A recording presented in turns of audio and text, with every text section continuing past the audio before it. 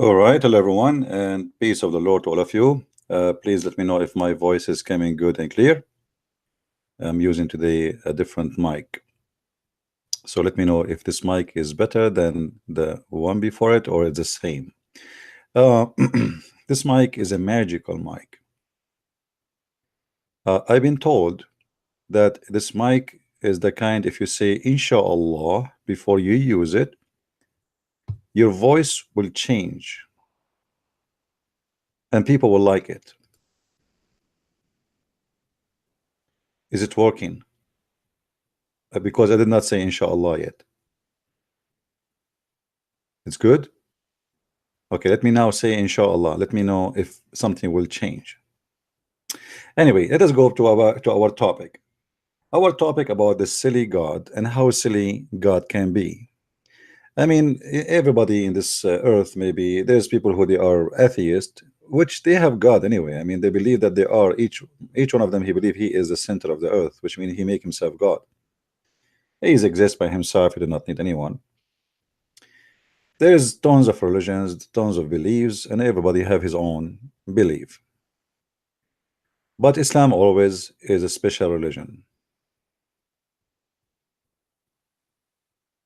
When you watch a movie, and if you go like to search for movies, there is sections like there's a section called fiction movies. And why they call it fictions? Which mean obviously is not a true. It is fiction. All of us, we saw before a movie, it's called The Lord of the Ring. The Lord of the Ring is nothing much different from the Lord of Solomon or the Ring of Solomon. And for sure, there is no way that the author of the Lord of the Ring, he is the one who Muhammad copied the story from. Muhammad, he copied the story from somebody else. If we ask ourselves, if Muslims believe in God and their God is all powerful as they claim, how the power of God is moved inside a ring? If you wear the ring, you became a king. If you take the ring, you lost your kingdom. If you wear the ring, you control magic, you control genie, you control shaitan, you control the kingdom, you control the sky, you control the rain, you control the ocean. If you wear the ring. Now, if I'm a Muslim and somebody came to me with such a story that I have a religion and my religion taught me that God gave Sulaiman a ring and after he wear it, he can control the whole earth. What do you think, Muslims, of such a thing? We have a kid in the text. He keeps saying to me, saying in the text here that I blocked him. First, Omar, just to show you that you are a kid, even if I block you, you can make a new name in 2 seconds in Skype and come back and call me. So stop making and playing games. You are just a kid. You do not know what are you talking about. Secondly, we are the one who believe in one God, and you are the one who believe in many gods. We can prove it very easy. The Muslims, by the way, they claim, lying, that they believe in something called the oneness of God. I don't want to change the topic, but let me get this Abdul busted. If we go in the Quran, as long as you mention the Trinity and you mention oneness of God, etc., let me show you how silly the cult of Islam is. They have big mouth, but they have no knowledge. As usual. As what? Usual. If we go in the Quran, we will find a very silly, stupid verse.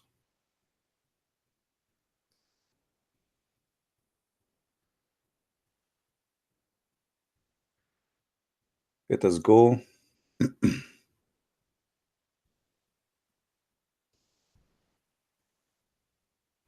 By the way, I never met a Muslim he knows what is written in his book.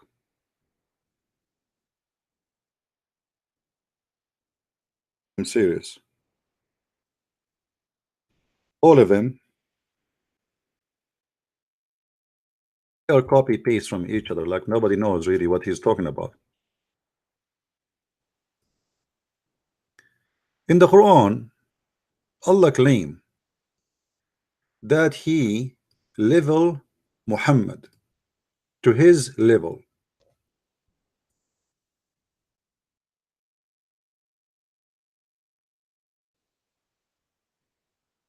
وَرَفَعْنَا لَكَ ذِكْرَكَ. Allah exalted Muhammad. How that can be? What that verse mean? We will go back to the story of the king of Solomon just to get this Abdul busted. If you dare, if you have the courage, call me. My Skype is open. If you go to the interpretation, you will see that this verse is speaking about that Allah said to Muhammad, I put your name with my name. So each time they mention your name, they mention my name, and each time they mention my name, they mention your name. Have you ever heard of a cult like this? They say to us that Muhammad is a servant of Allah. Allah says, Muhammad, your name and my name is one. Now, let us see if this is true or not. Who is a brave Muslim? He have the courage and the knowledge to call me and get me busted and say, Christian Prince, you are a liar. It doesn't say that. It doesn't mean that. What happened to you, Abdul? Omar, are you there? Are you talking to yourself? Huh? You are Walim? You are Alim, or your name? We have re-recorded. Everybody is laughing at you last time you called me. Call me again. Call me again, Abdul. What you will lose? I mean, Allah will give you victory. So you Muslims are kuffar. When you say the Shahada, you have to say the name of Muhammad and the name of your God.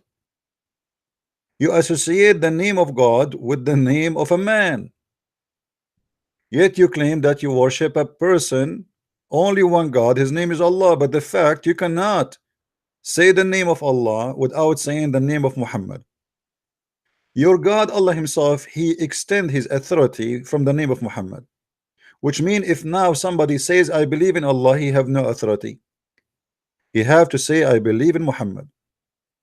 And that is a clear proof that Islam is a false cult.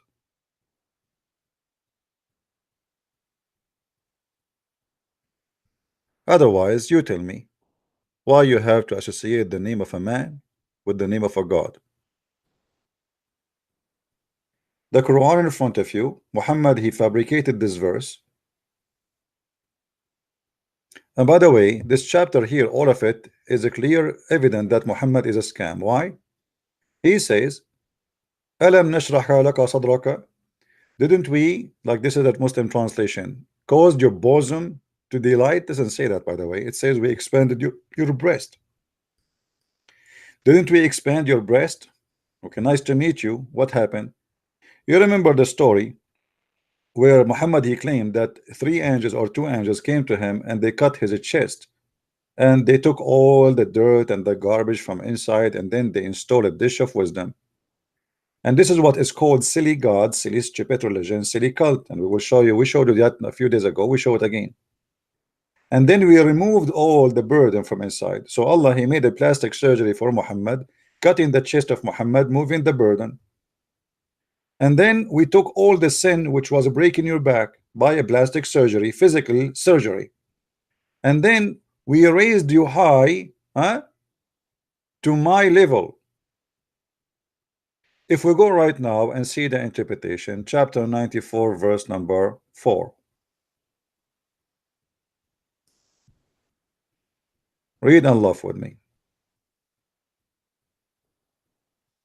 Actually, I wish you speak Arabic so you can laugh at even the sentence, how silly, how like it's like written by somebody he did like he don't speak good English. I mean, this is God. Like for me, English is my second language. But God, he don't know how to speak good Arabic. وَرَفَعْنَا لَكَ ذِكْرَكَ. For you are mentioned where I Allah mentioned. Do you see it, guys? Isn't this what I said to you? This is the meaning. You are mentioned where I am mentioned. Now you tell me how you believe in one God and you cannot mention the name of Allah without mentioning the name of a man.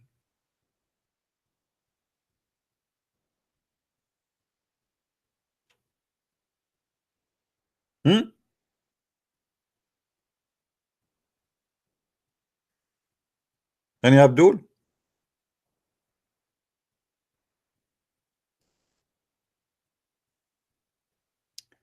Actually, this chapter exposed a lot of stupidity and silly things in the cult of Islam. When the Muslim they say to us that Allah, if you want something to be, he say be is going to be. But as we see, Allah did not say be, and he was not able to do be. He sent angels to do plastic surgery to Muhammad. If we go in the hadith, we will find the following. Try not to laugh with me.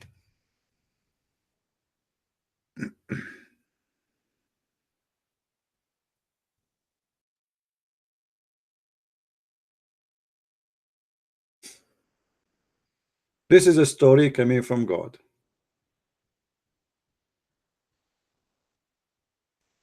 When I say silly God, I mean it. I mean the story here is a stupid, silly story. Even it's not good for bedtime for kids. They will not believe it for a second.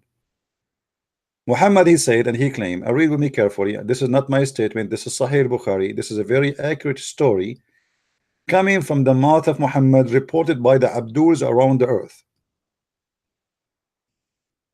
claiming that two angels they came and they carried him until they got close to the water of Zamzam. And one of them, his name is Jibril. He took a charge.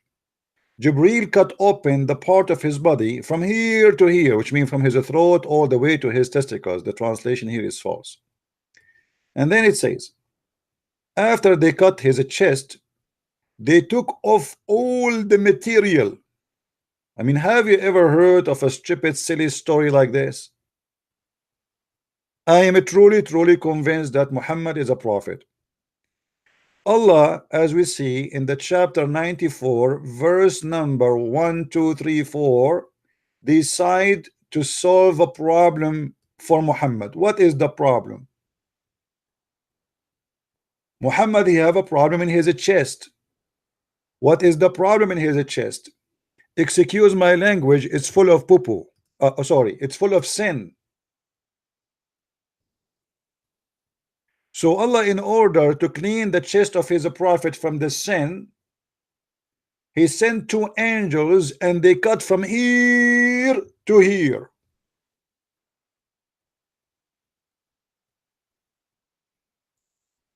The Muslims, they are busy talking about worshiping one God. The fact you don't have God at all. This is the most stupid story, and there is no way God he can say such a thing.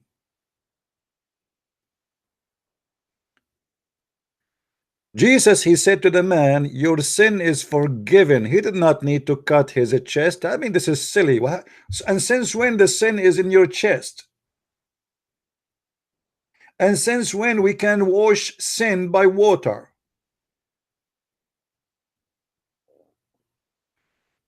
Stop saying that challenge is open, because obviously the open is something else in your body, not that challenge. Because if you are a man, you can call me right now, but you are a potato. So Muhammad, he claimed that his God, he did a plastic surgery for him, and he took all the sin which break in his back, and then he leveled him to be in the level of Allah. So each time you mention the name of Muhammad, you mention the name of Allah. So what Muhammad is trying to say to us in this fabricated verses, claiming that Allah is the one who took, that after the surgery, I am not a human like you. I am equal to Allah. Allah made the surgery for me. He took all the garbage from inside me. And after that, Allah told me, and I raised you high. Each time they mention your name, they mention my name. And as you see, this is not my interpretation. This is what Muslims understand. Do you see it?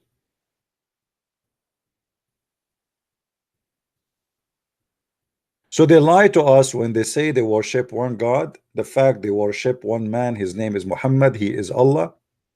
Muhammad is Allah mouth, is Allah tongue, is Allah testicles, is Allah penis, is Allah belly, is Allah stomach. If you want to make Allah happy, you have to make the belly of Muhammad happy. If you want to make Allah happy, you have to make the penis of Muhammad happy. If you want to make Allah happy, you have to make the pocket of Muhammad happy. The qualification of making Allah happy is goes through the penis and the testicles and the stomach and the pocket of Muhammad. And I challenge you to prove me wrong.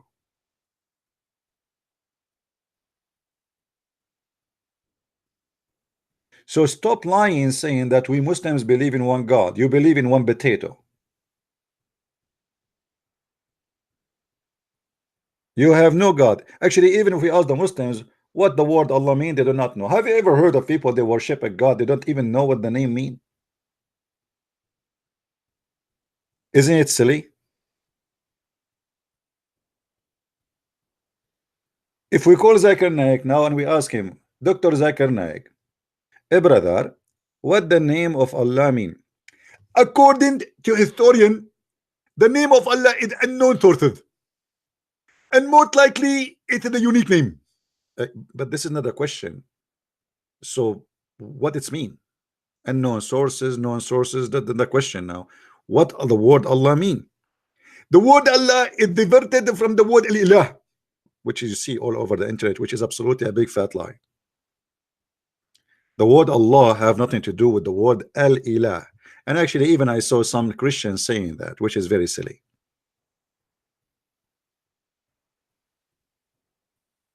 They have no idea what the name of their God mean, where it's coming from, and who is he. All right. I hope Christian Prince he did his job in the Trinity. You see, when you see a Muslim talking about the Trinity, you think this guy, his religion have nothing to worry about except the Trinity. You see, let me show you how stupid you are. As long you are debating me about the Trinity, it's mean you are debating me if Jesus is God or not. That alone is enough to prove that Jesus is a qualified to be debated about to be God or not. We are debating about your prophet if he is a child molester or not, and you cannot prove us wrong. We are debating about your prophet that he collect boogers in his pocket, and you cannot prove us wrong. We are speaking about your prophet having sexual relationship with many women, and you cannot prove us wrong. We are debating about your prophet accused to steal an underwear, and you cannot prove us wrong. We are debating about your prophet claim that he went to the 7-Eleven heaven, but there's no witnesses, and you cannot prove us wrong. We are debating about a man, he kissed a black stone in the shape of a vagina, and he put his head inside it and he licked it, and you cannot prove us wrong. But yet you are debating me if Jesus is good enough to be God or not. That debate alone is enough to prove to me that Jesus is God. Because look what we are talking about Jesus, and look what we are talking about Muhammad.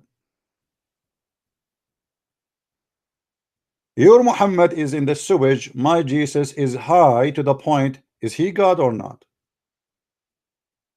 You believe it? Who can speak against Jesus? And he himself, he challenged the Jews to do so. Who of you can prove me sinner? Even the Quran in chapter 19 verse 19, in the yellow pages of Muhammad, he says that Jesus is holy, the Holy Son.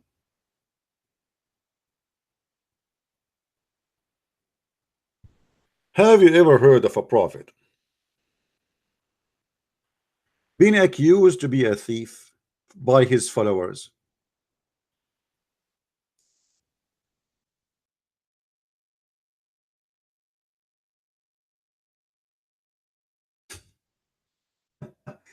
I mean, what kind of a quality those followers are, and what kind of a prophet he is. They are a bunch of rapists, thieves, gangs, and now they are fighting over the booty. There is an underwear is missing. It's a red underwear.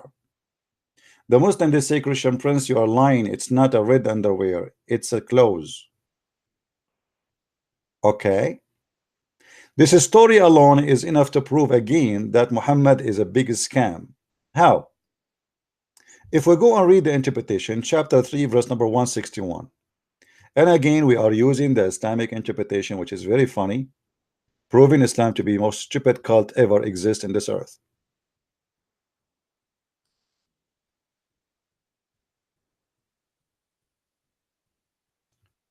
Let us see.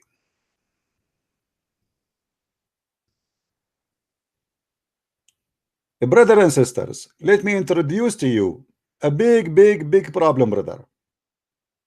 In the day of etc., in the year of etc., in the month of etc., in the hour of etc., Allah receive a phone call saying to him that the Abdul accusing their prophet that he stole a piece of a clothes.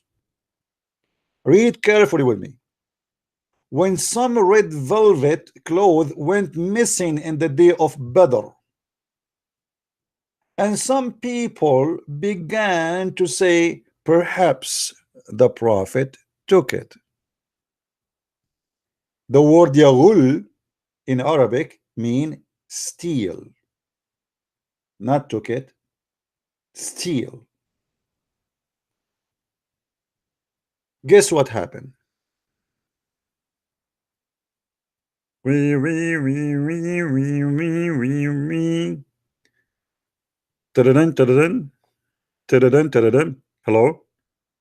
May I talk to Allah, please? This is Jibril. Who's this? I am the genie who protect the Prophet Muhammad. What do you want? I want to report a very dangerous incident. Explain. And give me first your name and your genie ID. My genie ID is 000207 Okay, I know who you are now. All right, what is the story? Some Muslims, they accuse the prophet that he stole a bikini, and it is a red bikini. And now the prophet, he look horrible in front of the believers. Are you saying to me that the believers accuse the great believer Muhammad that he stole a bikini? Absolutely. And then Jibril, he went to Allah. He knocked at his door. Who is this? Allah, can I talk to you? Jibril, you always bother me, and you come in the wrong time.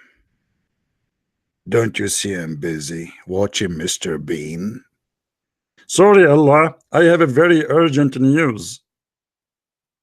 Okay. Stop the TV, please. We will watch Mr. Beans later. Allah, please do something. The believers accused the prophet that he stole a bikini. He was in Miami Beach and he took it. Are you serious? Absolutely, Allah. That's very dangerous. Absolutely, Allah. You know. Absolutely, Allah.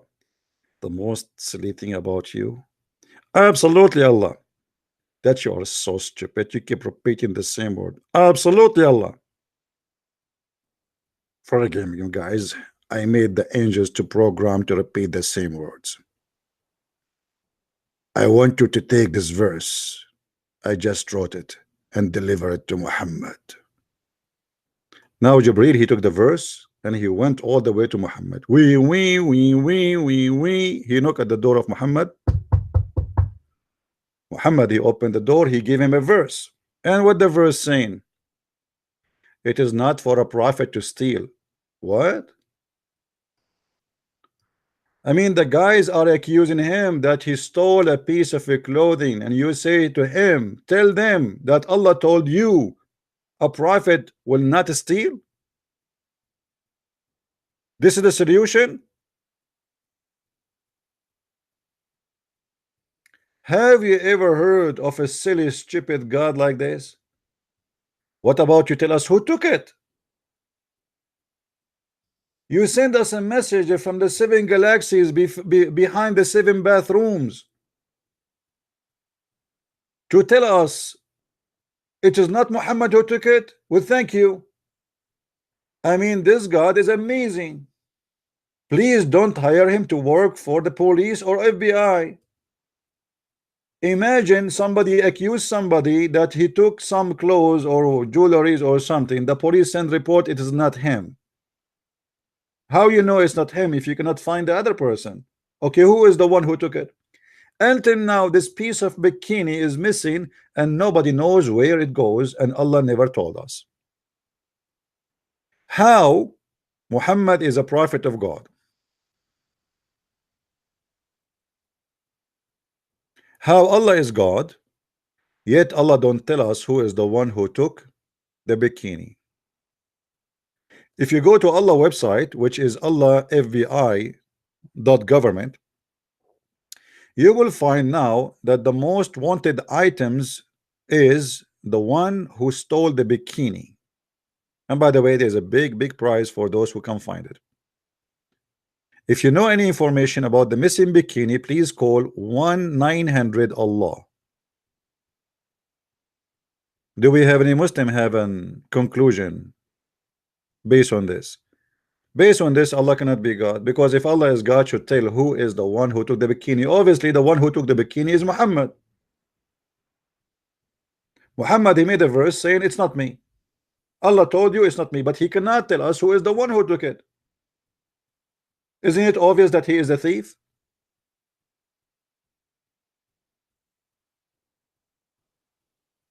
Do you understand, guys? It's really obvious that he is the only thief, because if this is a message coming from Allah, there's no way Allah will not tell us, or he do not know who is the one who took it. All what you need to do, go to the house of this man and find it there. But because Muhammad is the one who stole it, and by the way, they are fighting over the booty, which means this is already stolen stuff. All of them, they are a bunch of thieves, and now they are fighting over the spoil they stole from the neighbors.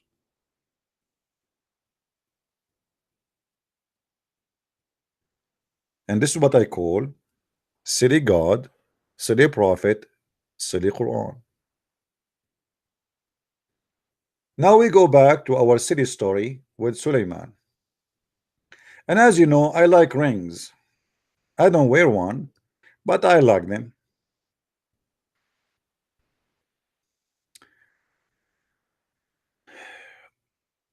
I'm looking right now, actually.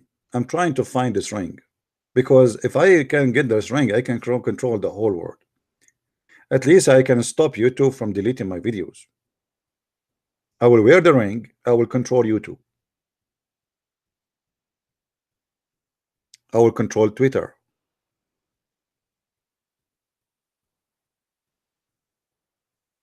What do you think? I will control the genie of a Twitter. Expose myself? What do you mean? Oh, you mean like the prophet, he used to take it and zip it and he hold it and he piss in the front of women and children? What do you mean expose yourself? Have you ever heard of a prophet of God? He take his penis and he start pissing in the street in the front of people. Why you are saying to me expose yourself? Shame on you. I mean, respect yourself, please. I can prove it.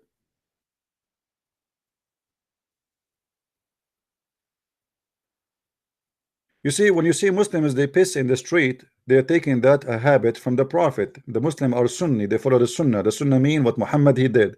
This is why all over the Middle East, Bangladesh, Pakistan, they have a big problem. Pissing in the street, in the walls.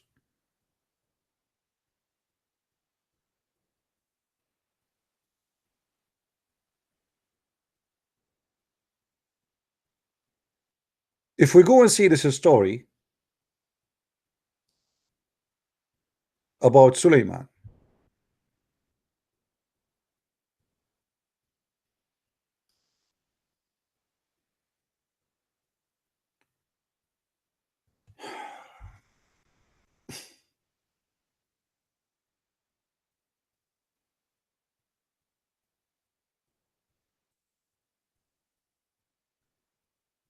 This is the story of Suleiman.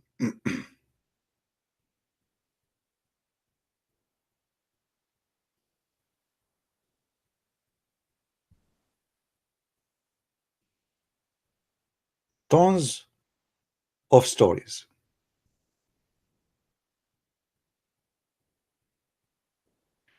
Suleiman ring had the following inscription: Prophet is the Lord, who has controlled the jinn with his words. And this is exactly what we see in this picture.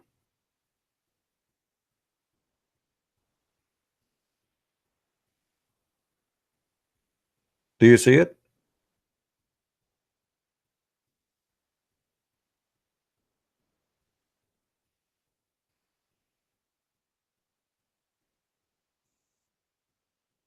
So the ring of Solomon have a secret words or magical words written on the ring, as you see in the Islamic website. In another reliable tradition is narrated from okay,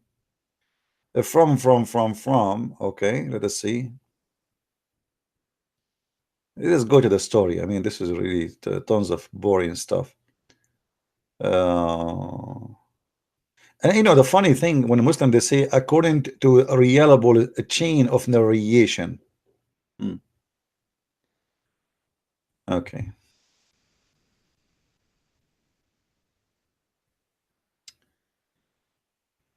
Here we find the story of Suleiman.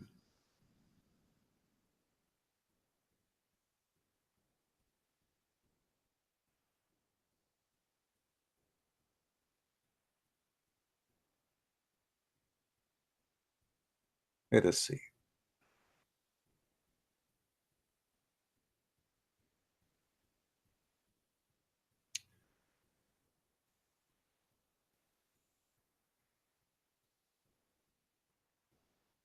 When Allah revealed to Dawood to appoint his caliph, see, Suleiman was a caliph. The people of Israel created a hue and cry and said, how could a child become a caliph, our caliph, although we are much older than him?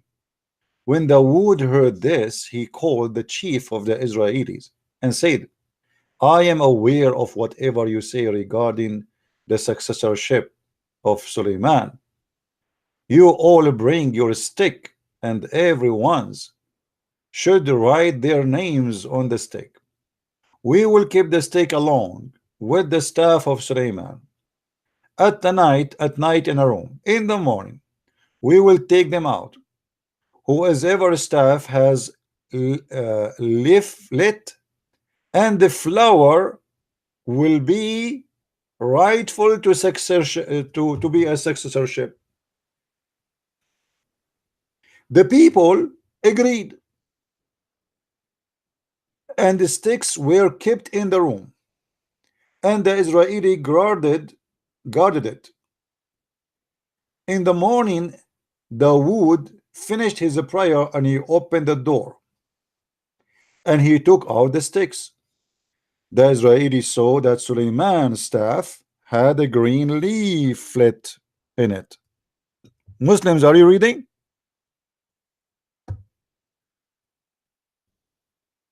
Brothers and sisters, Muslims, are you reading with me? And so they were content with the successorship. Then Dawood examined Suleiman before the Israeli. Like, here we go. It's not only this. Like, here we go. We put a stick and then we have leaf coming up. It's not enough. We have to examine him. He said to him, son, what is that very cold and sweet?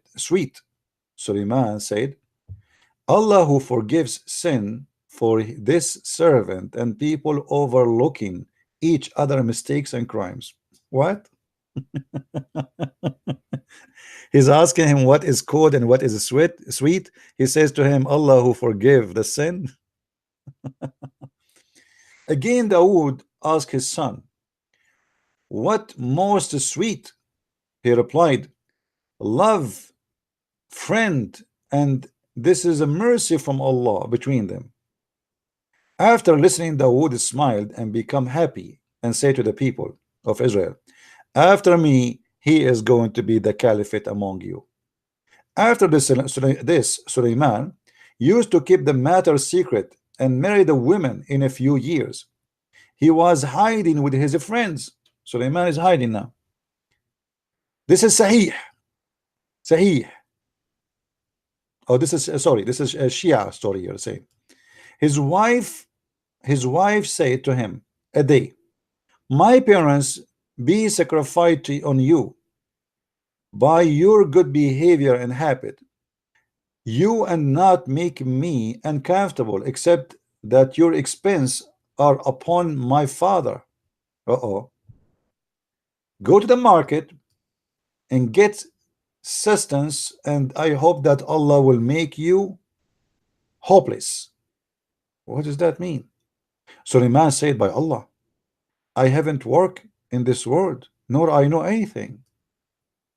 Then he went to the market and he searched for work in the whole day, but he could not get anything. Every day he come back and he said, I could not get anything. The wife said, doesn't matter, tomorrow you will get it. Next day again he was repeating again. The wife cancelled. And the third day he reached a river bank and he saw a person fishing. He said to him, shall I help you to return of 2 fishes? The man agreed. So Suleiman helped him in catching the fish. The fisherman gave him 2 fishes as his wages. Suleiman thanks Allah. When he cut open the fish, he found the ring in its stomach. We just won the lotto. By the way, I am buying fish from now on, and I will I will not buy a fish which is cleaned already. I will never do that. Do you see why in the market these days they give you a fish have nothing inside? Because they are looking for the ring.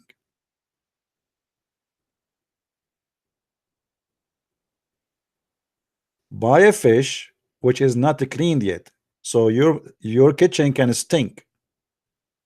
He kept it aside, and thanks to Allah, then he cleaned the fish and he brought it home. The wife became very happy and said, I wish to call my parent and show them that you have worked and hard and earned like something. So the fish was cooked, and Suleiman called his in-law and eat from the fish. Suleiman said to them, would you recognize me? They said, no, we have not seen you at all.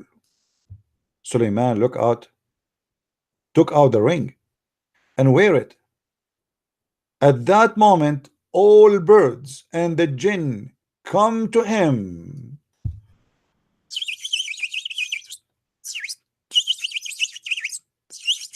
See, Suleiman, he was sitting with them. And Suleiman is showing them, like, didn't you recognize me? I mean, what this is silly story is. And then Suleiman, he wear the ring. And the second he wear the ring, all the genie and the birds, they came to him.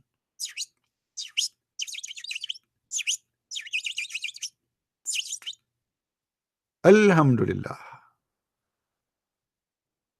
Brothers and sisters, the power of Allah in that ring. Not only all the birds, all the genie. How many birds in this earth?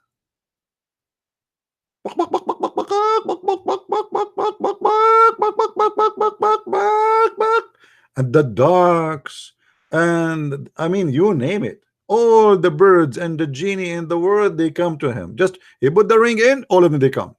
He take the ring off, they go. He put it again, he come back. I will make them really tired, because all day long I will do nothing except putting the ring on and off, on and off, on and off. And for sure, Allah here is not being silly. This is a true story. Actually, it's proven by a scientific study made in Japan. There's a scientist, his name is Yama Aido Fabricate Storiyama. He's very well known, you know him. So here he put the ring, and after he put the bird and the ring, all the bird and the genie come to him and became obedient. So like he said to the chicken, dance for me. The chicken like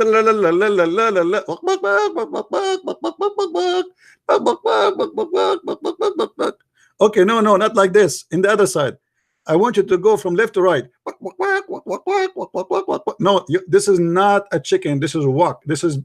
Are you a duck or a chicken? What's wrong with you? Sorry, I am nervous. This is the first time I dance for a prophet of Allah. He controlled and they become obedient. Who is the Muslim when explain to me when the chicken became obedient, what happened exactly? Do we have any Abdul? Now we have the chicken are obedient to Sulaiman. Like he bring the chicken in front of him, he says lay egg, and the chicken starts squeezing. I told you lay egg. Are you disobeying me? Sorry, Sulaiman, I don't have any inside me. I don't care. I say lay an egg, you give me an egg.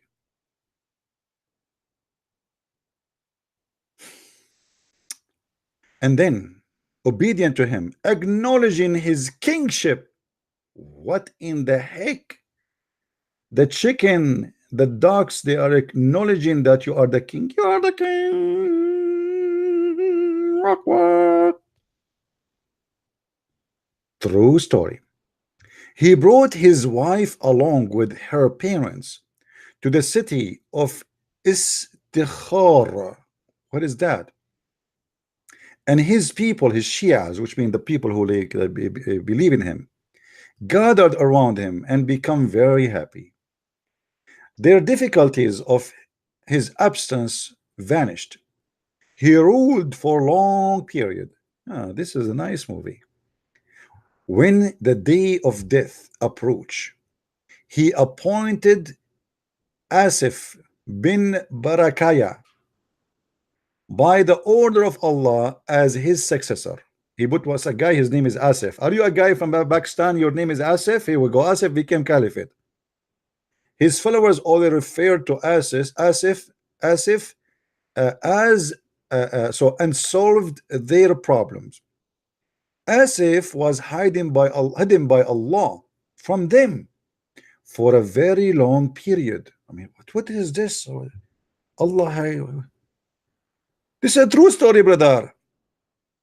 This is a true story.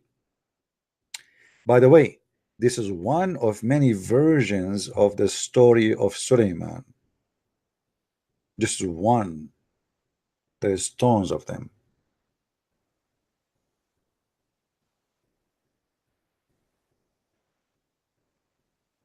Let us show you. Let us see where we can find the ring when Sulaiman he lost his ring. You remember how Sulaiman lost his ring, right? He went to the bathroom.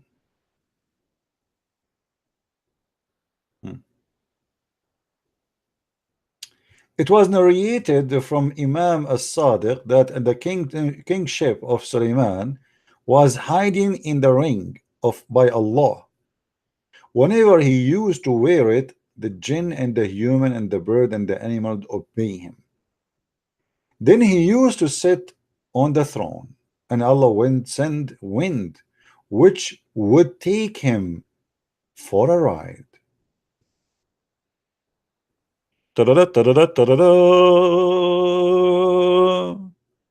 Sulaiman over the throne.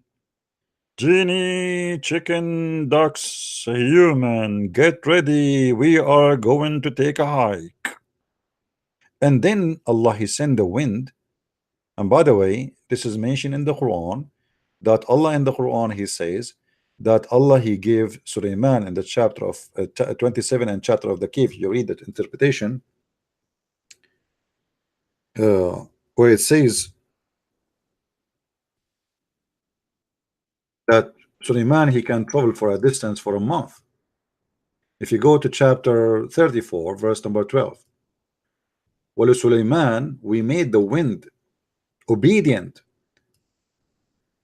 If you go and read the interpretation for this, you will see that Allah, he gave Sulaiman a flying carpet, and he can put in the top of it all his army, including 600,000 chairs.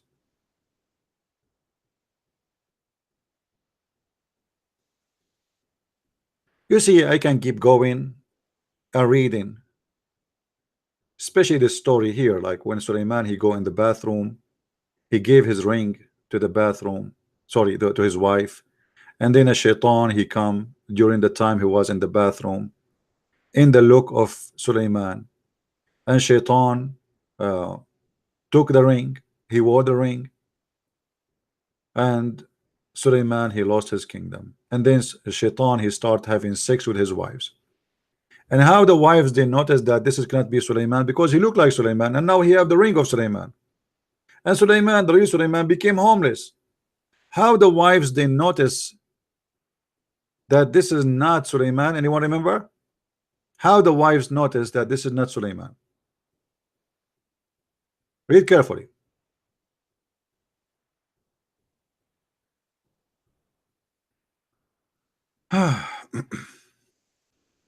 So here it says that he take a flying carpet, he go to Persia, he go to Damascus, you know, Sulaiman, he go around the earth in the flying carpet. Whenever Sulaiman would go for answering the nature of call, you know what he's talking about, you know, he would remove the ring and give it to one of his servants. I mean, how stupid you are, Solomon. Just because you want to do shit, excuse my language, you take the ring which controlling the whole universe and you give it to the servant. Imagine Trump, he give the nuclear bomb code to the maid because now he have to go to the bathroom.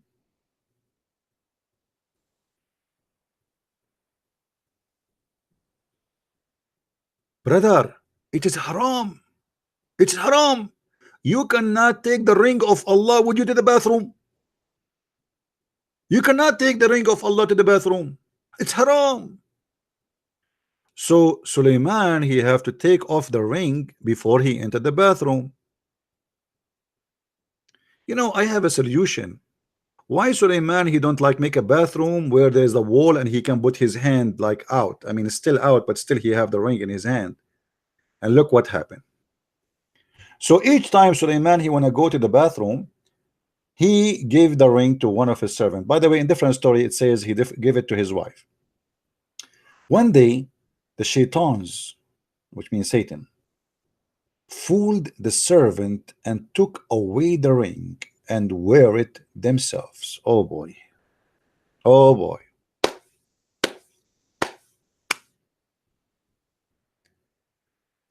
Oh boy. Omar Potato, stop lying. If you are calling, people will see your call. They will hear it. Stop lying, Potato. What do you mean you are calling me? Here we go. This is my Skype. My Skype is open. Where do you call me? If you call me, people will hear it. We'll see it. My Skype is open. There's a guy, his name is William. He called me and he is a Christian. Oh, now I see a caller. Hold on. Let us see. Here we go.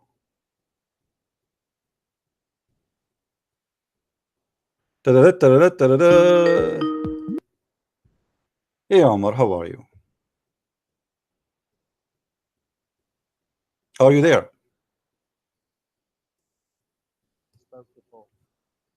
Hello? Hi.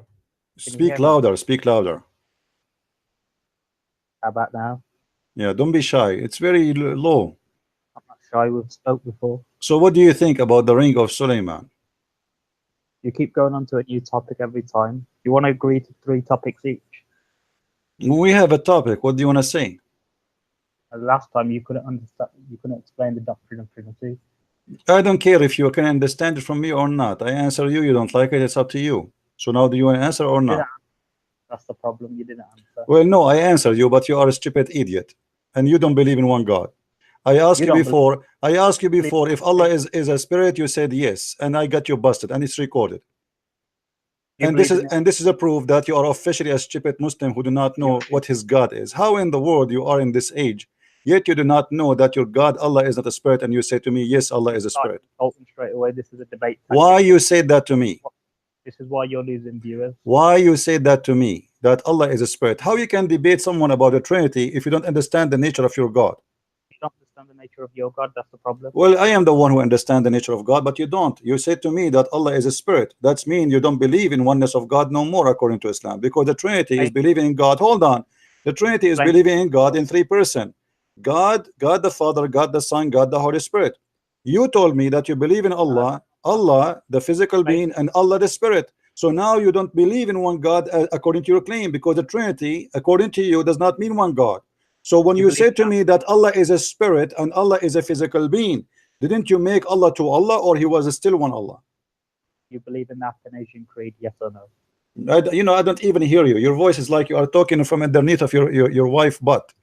Get lost.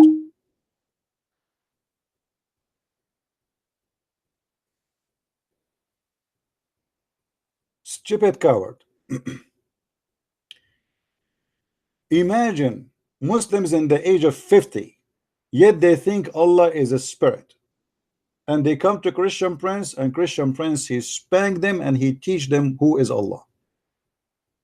This donkey, he called me and he agreed that Allah is a spirit, which is absolutely not Islamic, which means he was worshiping wrong God all his life. You remember actually how many of them they do the same thing? Do you remember even the guy, the Moroccan guy? 2-3 Moroccan guy, they call me. They go every Friday to the mosque. They are in the age of 50, 60, and yet none of them knows that Allah is not a spirit. They are worshiping their God all their life, but yet they do not know the nature of their God, and they want to debate us about the Trinity. For you, the second you say to me that you believe that Allah is a spirit, and you in the same time believe that the Trinity is false, that means you believe is false too. Because your God Allah is a physical being, and now you said to me he is a spirit, which is false. In Islam, Allah has no spirit. And I agree, Allah has no spirit because he does not exist. He is just an idol.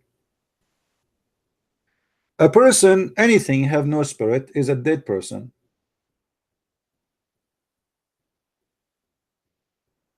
Do we agree, Muslim?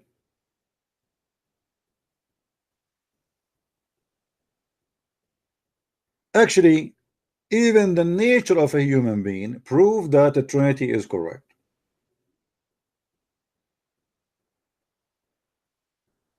A Muslim, he will say to you, how 2 can be 1? How 3 can be 1? How 4 can be 1? Well, how you are a physical being and a spirit and you are one in the same time?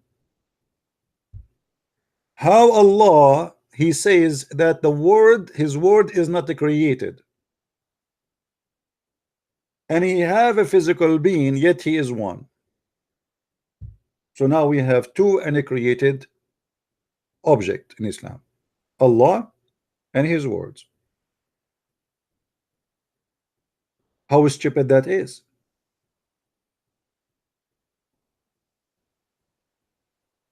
They want to debate about the Trinity because they are trying to take us away from these hilarious stories. You believe in the Trinity, you don't believe in the Trinity, I don't care. Take a hike. At the end of the day, it's not about if the Trinity is true or not. At the end of the day, is about if God is true or not. Let us say there's somebody believe there's 1,000 God, and then we find out that his gods are exist and they are real. He's a winner. Correct, guys? It's not about the Trinity, it's not about one, it's about who is right and who is wrong and what is true. There is a church, it's called the Church of Satan in San Francisco. They worship Satan as God, the only God. There's many religions before Islam, after Islam, believe in one God, but doesn't make them have any God for us. They are false.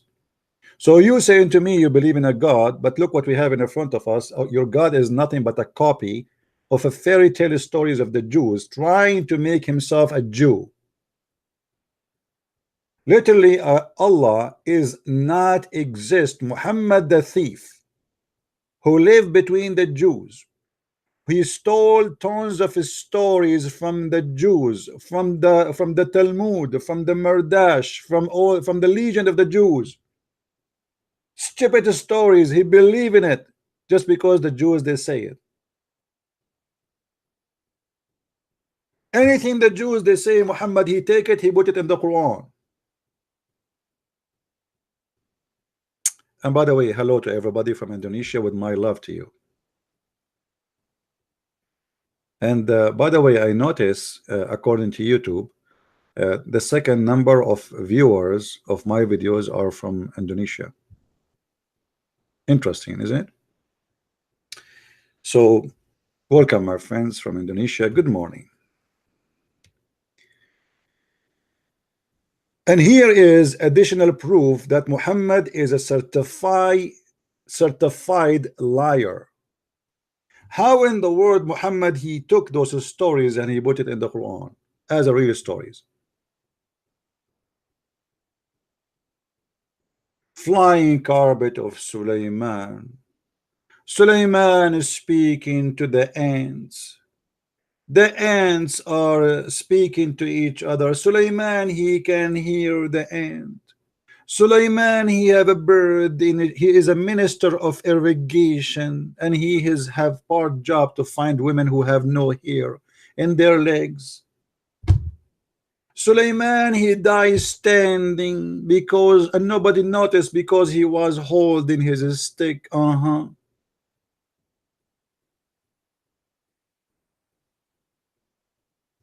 You are worried about the Trinity, but you are not worried about the stupidity in your book.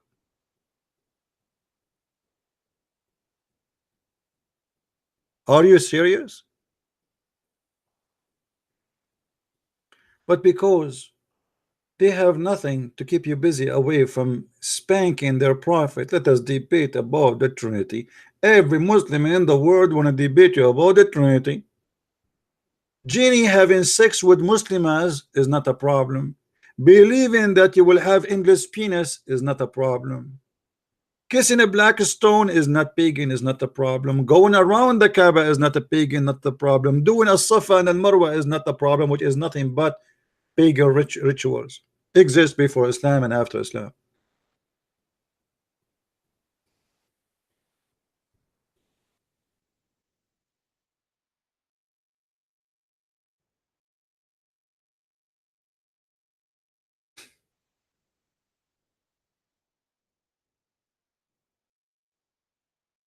You know, when Sulaiman he died, according to Muhammad, hold on, let's show the Muslims some interpretation, because they might say to us, I mean, come on, you are lying, you are a liar, this is cannot be true, this is not in the Quran, okay, you are a liar. Okay, well, brother, why am I a liar? How I became a liar? Let's see.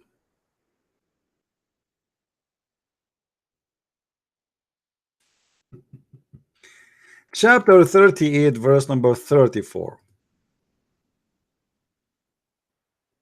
To the Muslims who they are worried about the Trinity,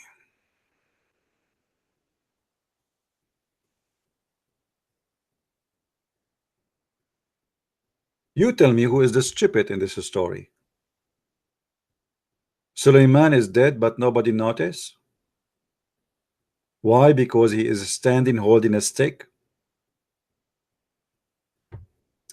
If we go to the interpretation and see what this verse is saying,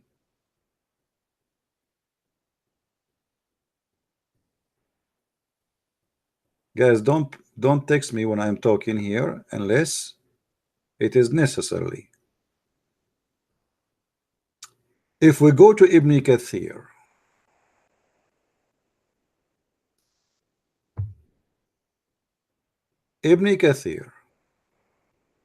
and as you see, Ibn Kathir, you cannot tell me Ibn Kathir is working for me. And by the way, Ibn Kathir in English have nothing to do with Ibn Kathir in Arabic. Just take note. It's a fabricated translation. Big deal. Chapter 38, verse number 34. 38.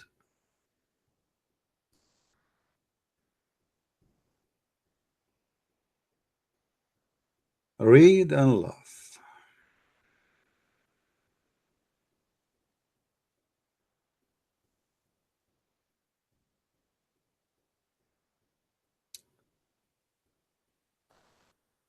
Muhammad once he was praying, and a genie he started jumping over his shoulders. Walk, walk, walk, walk, walk, walk, walk. And Muhammad, look what happened. Afrit, Afrit. Anyone knows what Afrit is? Who knows what Afrit is? Who of you knows what Afrit? Do you see the word Afrit here?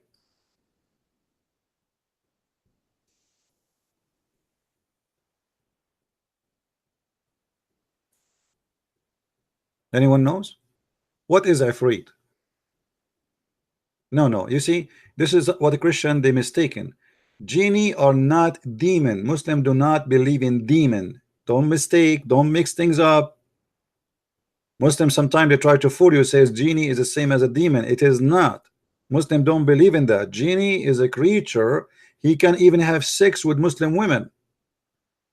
If you have my book Sex and Allah, you will find the stories there about Muslims complaining that genie having sex with their wife. Actually, one of them he found fire in the bushes of his wife, and you know what bushes I'm talking about, because the genie is made from fire. So obviously, when he put his private part there, he will make a fire. And actually, once I was doing camping and we do not have fire. So I asked a genie for a favor. I said, can we use your penis to light the fire, please?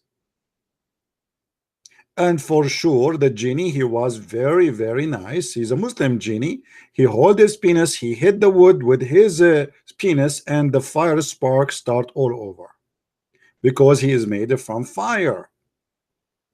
And we can show you those reference later.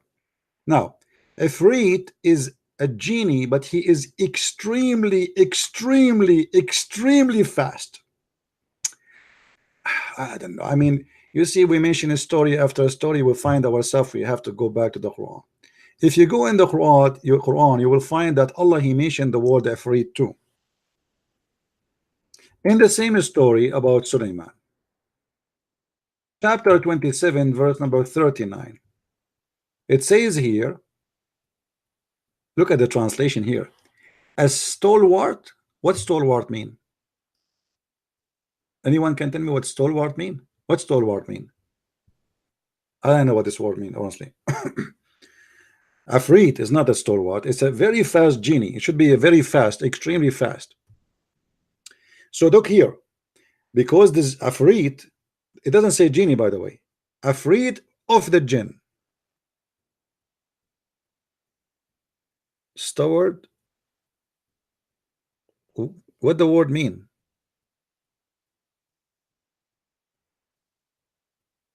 Oh, he's big and strong. Okay, hold on, hold on. Let me show you how the Muslims imagine the Afrit.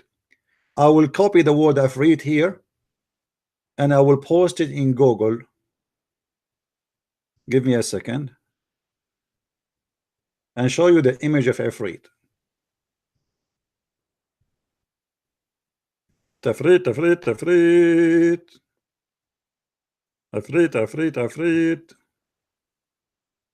You see, in Google translation, they translate it as demon. No, Afrit is not a demon. Don't make them fool you.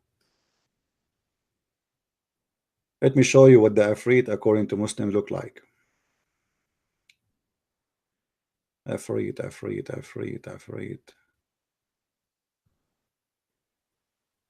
What is that? Once I searched for Afrit, the picture of a Christian prince came in the search. I don't know why. Afrit, Afrit. Let us do the search in different way. Hold on.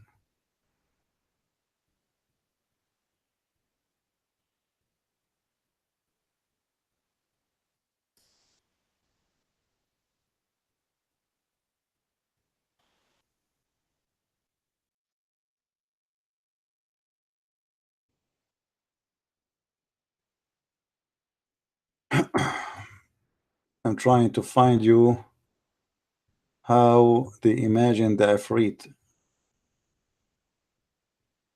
Yeah, something like this. Okay, here we go. You see this guy here? This is how they imagine the Ifrit.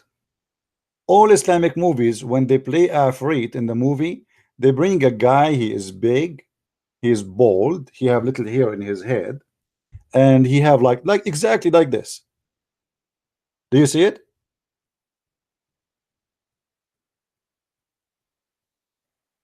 Yet the Muslims are worried about the Trinity. Their book is teaching about Mr. Afrit. Hey, Mr. Afrit, how are you? I'm very good. Hey, Afrit, where you lost your hair? I did not lose it. Afrit, what happened to your eyes? Why you have such an eyes? You look like a gay or something. Ah, you are. Okay, okay. So, Afrit, I mean, you are worried about the Trinity. Anyway, so the Prophet, peace be upon him, brother, he was praying in the mosque, and the Afrit who is very fast. This Afrit, one of the description about him, he is very fast. Like he can go and bring you to the point, even in the Quran, the Afrit, he said to Sulaiman, I can go and bring you her throne. Do you see it? This is how fast he is. Afraid of the jinn, he said, I will bring you what? Her throne. She have a throne which is so big, so huge. And as you know, Sulaiman is in control of the genie. But genies are different in ability. Some of them, they are very fast. Some of them, they are good in sex. Some of them, they are good in dancing. Some of them is good in making hummus. This guy is very good, as fast, and he is strong. He can carry heavy stuff. He even can carry your kingdom. And by the way, I don't want to mention a secret for you, but this is between me and you and YouTube and Twitter. When I came to America first time, I did not take an airplane. I told my dad to ask his Afri to carry me all the way to America.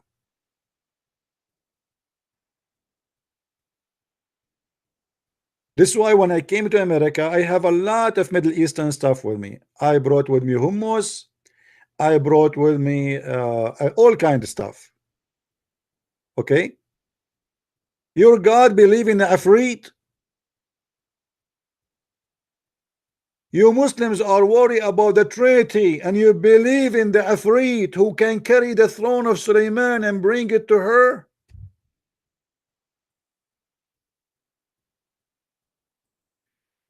Ifrit to ya Ifrit, Ifrit to ya Ifrit, Ifrit to ya Ifrit, Ifrit to ya Ifrit, Ifrit to Jinn. And always in their Islamic movies, when they bring a Ifrit, he's like they do this, like, I am Ifrit. You don't even laugh normally. I mean, he's Ifrit. Like, come on, you want him to be Ifrit, and he just laugh like us? No way. I mean, are you stupid or what? The Abdul are worried about the Trinity. This is okay for them. The Trinity does not make sense. Afrit, who is a genie, who is a shaitan, he can go and carry the throne of. And look at the gang mentality. Afrit who served Sulaiman, he told Sulaiman, I can go and bring you her throne. What does that mean? A bunch of thieves? The woman, she have a throne. How you want to bring it? Thieves. Islamic mentality. It's halal. As long it's owned by someone, he's not a Muslim, we can steal it.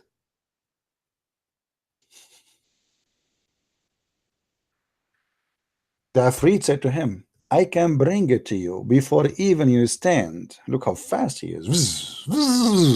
That's it. He bring it, nobody even will see him. He's faster than the light.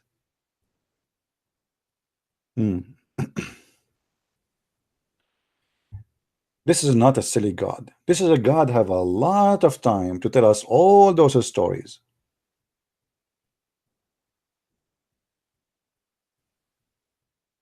And don't forget here, before we arrive to this part in the story, uh, Suleiman, he have a bird.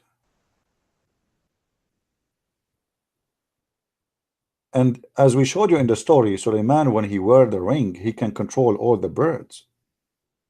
And this bird specifically, his name is Al-Hudhud. Let me show you how Al-Hudhud look like. We showed you before how the Hudhud look like, but for those who they are here first time. Al-Hudhud.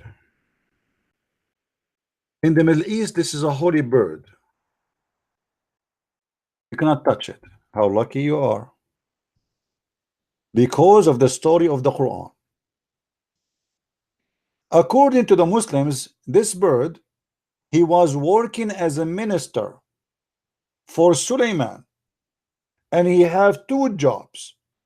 One of them is irrigation, and the other one is to find women who have no hair in their legs.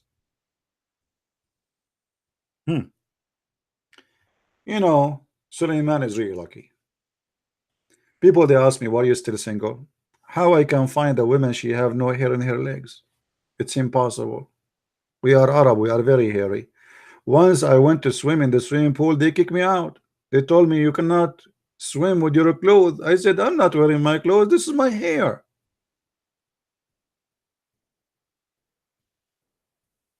But this is not fair. Allah, he gave Sulaiman the control of this bird who can find the women who have no hair in her legs, but he did not give me the bird.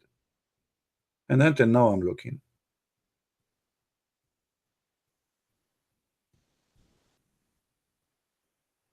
It's very hard. It's very hard, my friend. It's very painful. How in the world you can find a woman, she have no hair in her legs? If I have this bird, he can help me for sure. This guy, he have a special ability. He can see through. In one of the interpretation, a guy, he said to Ibn Abbas, how this guy he can see through, but if we cover the the seeds by dust, he cannot see it. Ibn Abbas, he said to him, aren't you afraid that Allah will strike you for saying that? The Abdul, he could not, he's not convinced with the story. So Ibn Abbas, to silence him, he said to him, aren't you afraid that Allah will strike you?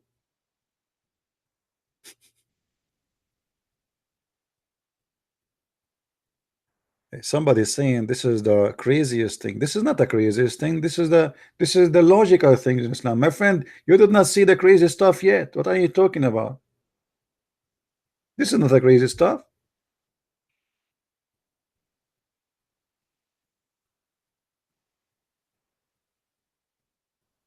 This is a crazy. This is very logical. I'm very convinced actually. Okay, just to prove that Allah is right, just to show you how you Christians kuffar, you are jealous. Okay, if you look at this bird, what do you see?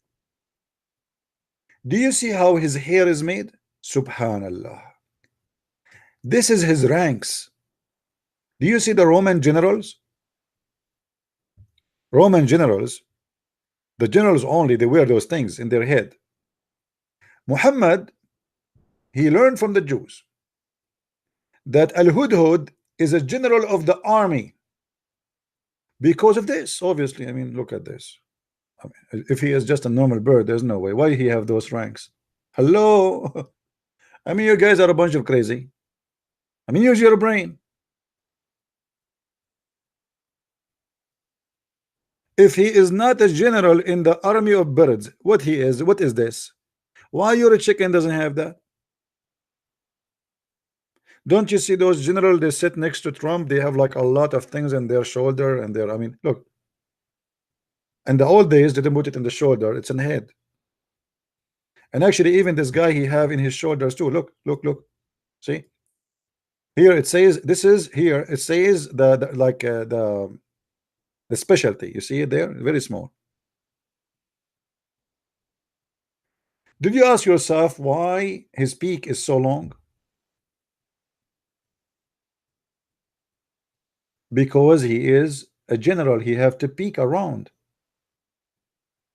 I mean, how you can investigate stuff? He is like working in the MP in the same time. You hide stuff under the sand, he can dig and get it out, and he get you busted. Here we go.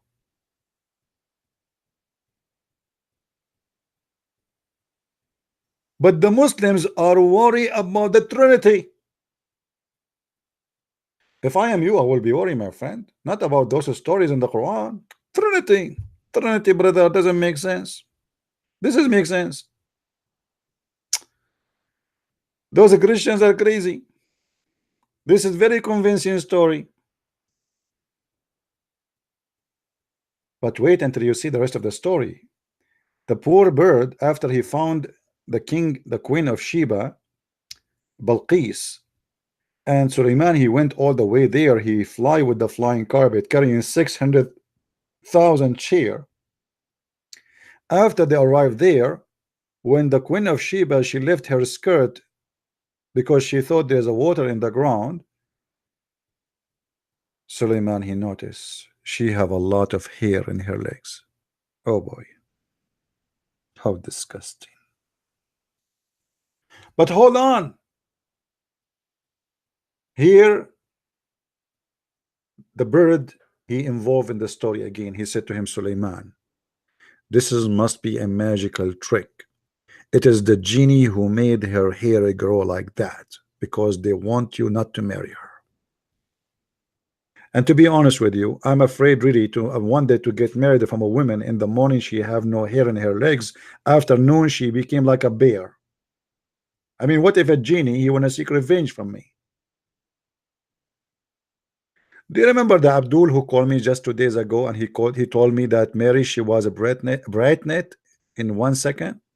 Anyone remember? Everything is possible in Islam. 1 second. That's it. She gave birth. 1 second. Tick, like this, like tick, and she gave birth to Isa. True story.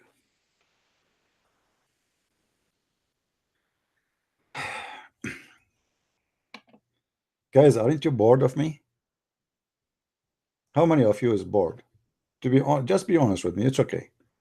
You know, we are Arab together. We understand each other. We are hummus.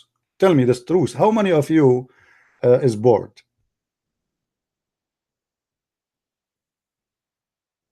You're not bored. I'm bored of myself. I say to myself, what if Allah one day made me a bird like this? I want to be a minister for once in my lifetime and look for women who have no hair in their legs. What a lovely job.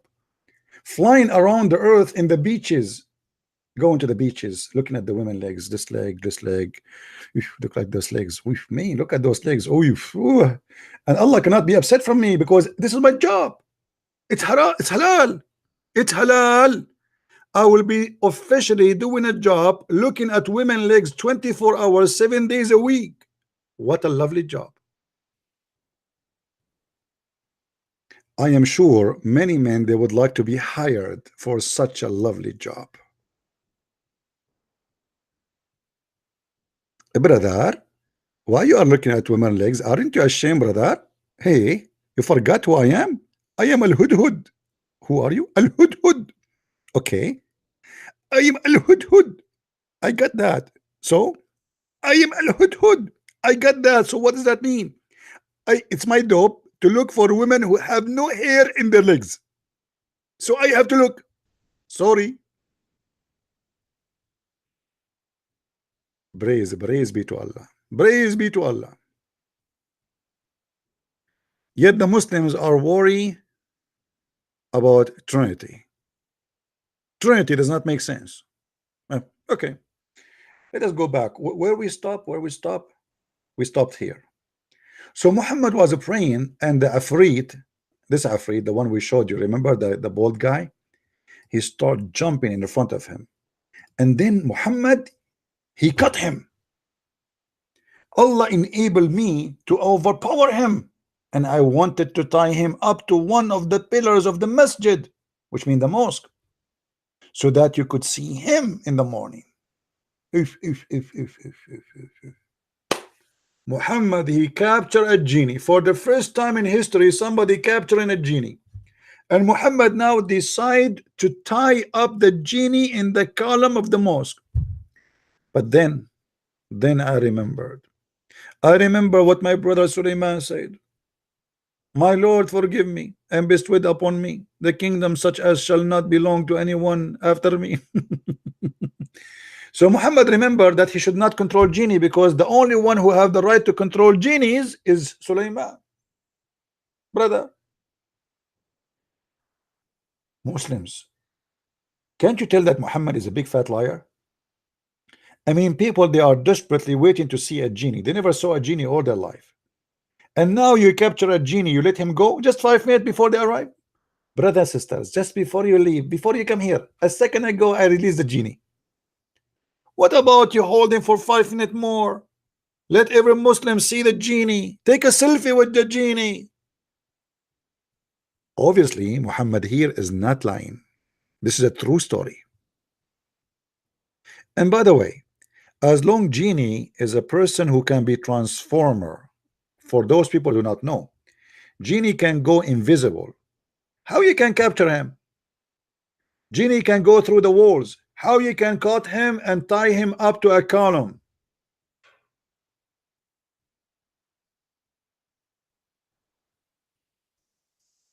Any Abdul?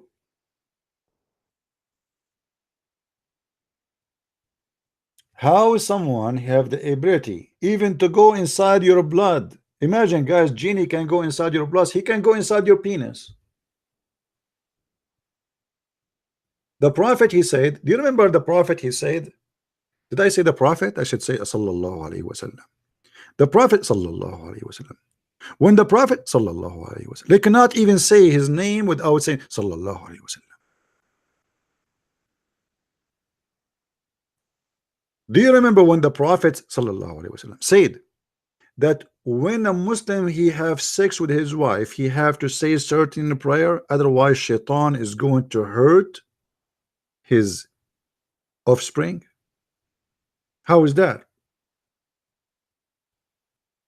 Let me see if I can find you the reference in English. Anybody have it saved?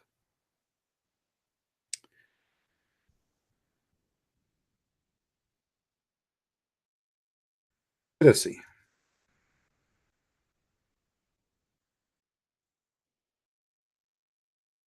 I have it in my book too, but I will try to find it for you in English here on the internet.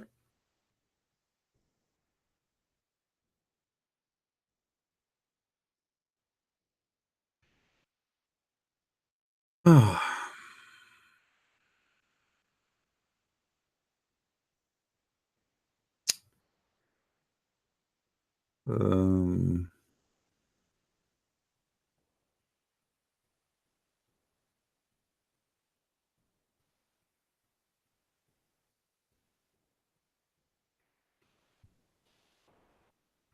anyway, until I find the reference in English, according to Muhammad, before you have to make the prayer, you have sex, you have to make a prayer. Otherwise, shaitan, if you don't do that, shaitan will round himself around your penis, and he will be the one doing your wife.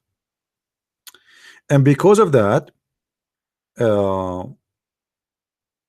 uh, you know, the son will be the son of shaitan, not your son.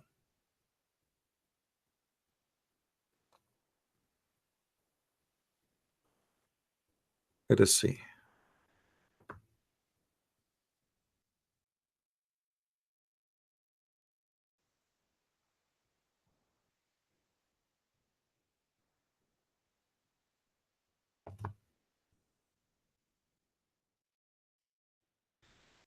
Prayer before intercourse. Trying to find it in English.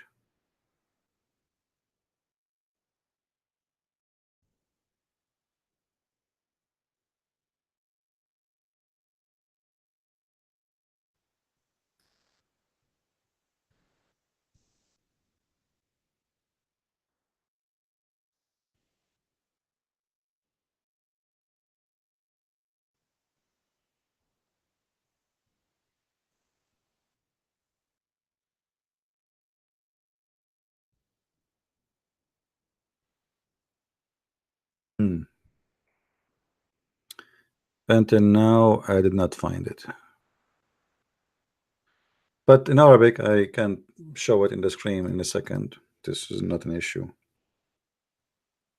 Uh,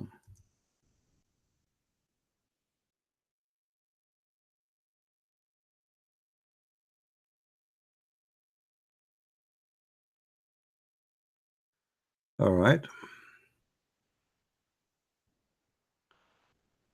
We can show the hadith, but it's not what I'm looking for really.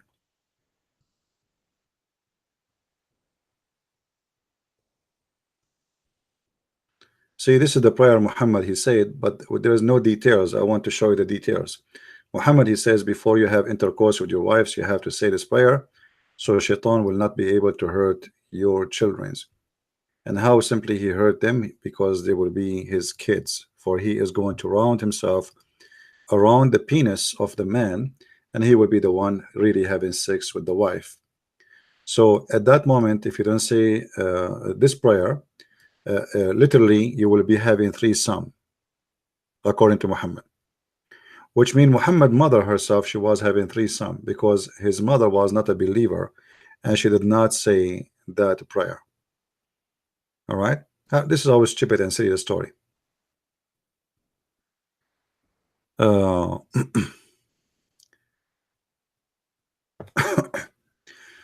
Okay, we go back to the story here.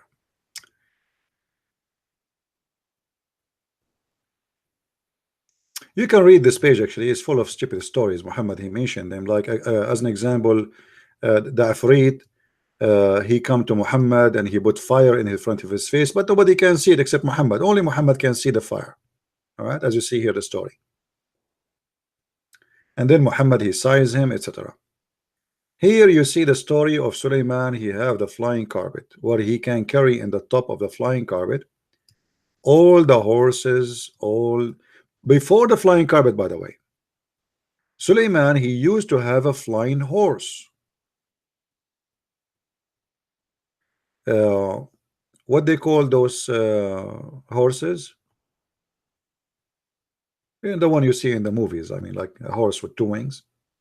So Suleiman, supposedly he got upset from his horse, upset from something, so he slaughtered the horse which used to fly with. He was anger for the sake of Allah. So Allah, after he slaughtered his horse, Allah he sent him the flying carpet as a replacement, which is very nice. I mean, look how nice Allah is. You have an old car, and your car, you burn your car. Allah he send you the bigger car. All right. No, unicorn. By the way, many people they think unicorn is a fake animal. Unicorn is a real. In Arabic, we call him Wahid al-Qarn. Unicorn. Many ignorant people they think unicorn is a fiction. You can go right now in Google and you find tons of animals. But we in the Middle East, we have an animal. We call him very well known in Arabic. We call him Wahid al-Qarn. So it is not a fiction name. Don't mix between this and that. We are talking about here something have two wings, not something have a unicorn. All right. Yeah, this is what we mean. Yeah. Anyway, so here you see that after he slaughtered his horse, Allah he gave him a flying carpet, and you will notice here Suleiman he is in control of all the genie and shayateen. You see here it says shayateen. Shayateen, they are working for Suleiman. Suleiman, like the Muslims, they try to explain how Suleiman was able to build all those buildings. It cannot be built by a human. It must be shaitan. But Suleiman is a good guy, supposedly. How he is shaitan working for him? So Muhammad, he copied this story from the Jews, from the legions of the Jews. And as we said, Muhammad, for a long time, he was trying to make himself a Jew, a perfect Jew. So whatever the Jew they say, he took it, he put it in the Quran.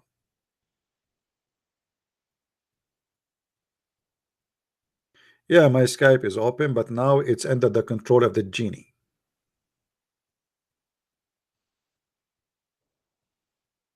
All right.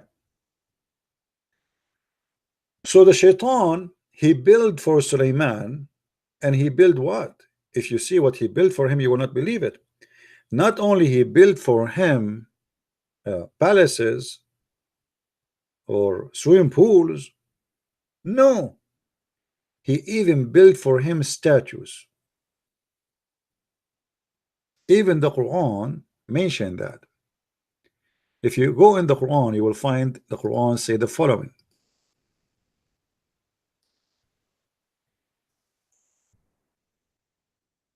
The Muslims, they try to hide this text in the Quran because it's very embarrassing. Very embarrassing. Because the Muslims always they say that Islam is against idols, making idols, correct? But as you see here in the Quran, in chapter 34, verse number 13, it says, يَعْمَلُونَ لَهُ مَا يَشَاءُ مِنْ مَحَارِيبٍ وَتَمَاثِيلٍ. Translation. Do you see it, guys? What the genie they make for what the shayateen, not only the genie, shaitan. What the shaitan he do build for Sulaiman? Do you see it? How Islam teach the Muslim, they say to us there was a statues and Islam is against the statues, and Islam, this is idol worshipping, it's haram, we cannot make images. How Muhammad he says those who make images Allah will punish them. How Muhammad he says those who make images Allah will bring them in the judgment day and he will say to them, blow on your image, bring it to life, because this is how he bring people to life, he breathe into it, blow into it. And then we find the Quran saying that Allah he gave Sulaiman the wisdom to order the shayateen to make statues. Now any Muslim knows that the statues are for what?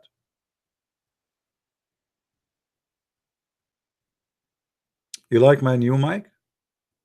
Is that, guys, is this mic is better than the one before? Is this mic is better than the one before? Is it?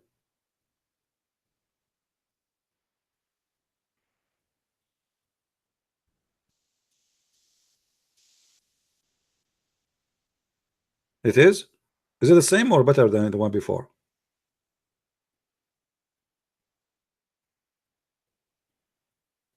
Okay. By the way, it's the same one. I'm just joking, it's a different one. This one is big and fat. Unbelievable. It's a big, like it's a big like a watermelon. Thanks to Allah, there's no Muslim will see it, otherwise they will do something with it. Because it looked like a watermelon. Unbelievable. So anyway, they give us speeches about statues is haram, brother. Statues is haram. Do you see, brother? Some churches they have statues, brother. Haram, haram, brother. Haram, haram. What haram? What haram? Okay, somebody is asking me a question. Hold on.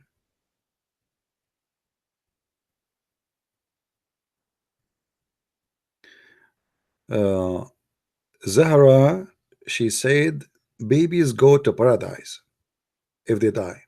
And no, Zahra, they will not. They will not. Sad news, Zahra. According to your prophet, because of his madness and his mental illness, your prophet, he said that babies, they might go to hell.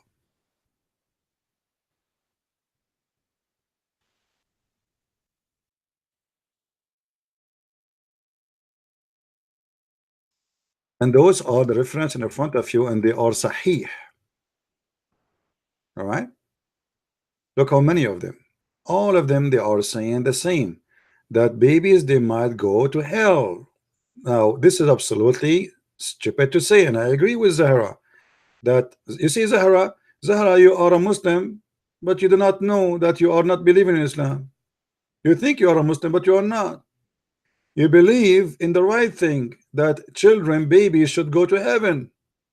But this is not what Islam teach.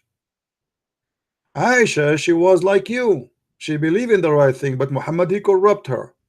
Aisha and Muhammad, they attended a funeral and they went to see to pray in a child who is an infant. He just died. So Aisha, in her way back, she said to him,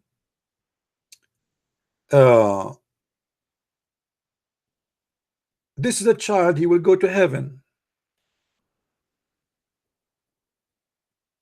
for he commit no sin and never reach the age of sin.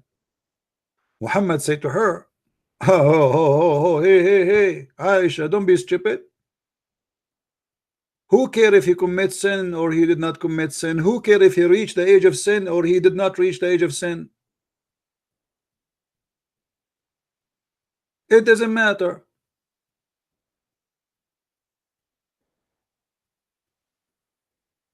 Still, Allah, he created people who will go to hell when they are in the backbone of their father. So it doesn't matter he commits sin or not. The poor Muslims until now, they don't understand how silly the idea of Islam. They think you go to heaven if you don't commit sin. No. According to Islam, you go to hell or to heaven not because you committed sin, but because what Allah he decreed for you. Do you see it? Now don't tell me I'm making things up. This is, we are showing you from Sahih books.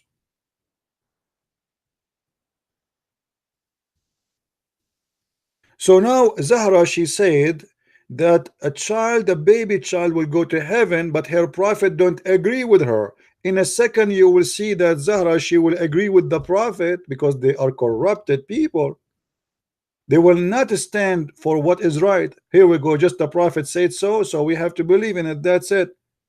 She came here and she said the child should not go to hell. But now, after she saw her prophet saying that a child will go to hell, she have to agree with her prophet. Otherwise, she have to be considered herself an apostate. Are you there, Zahra? Zahra is the same person who called me last time and started crying. Oh, why you are calling Islam names? She should be playing victim. And she is the one who quote to me the Pact of Umar. But when we showed her the Pact of Umar from their own Islamic website and sources from the book of Ibn Kathir, she refused to read it. Where it says that the Prophet, he wanted to be ensured that the Christians are humiliated, disgraced, disrespected. When the Umar, the Caliphate, he should continue humiliating the Christians. She refused to read.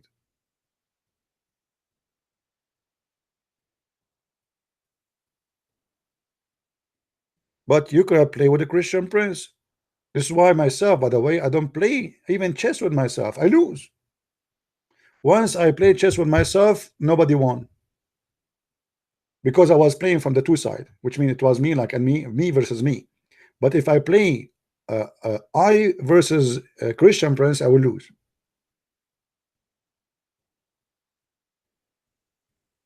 How in the world Muhammad is a prophet of God, yet he claimed that a child he might go to hell because Allah, before he created him, he decided he will go to hell. How stupid that idea is. And where is mercy and justice? There's no mercy. There's no justice.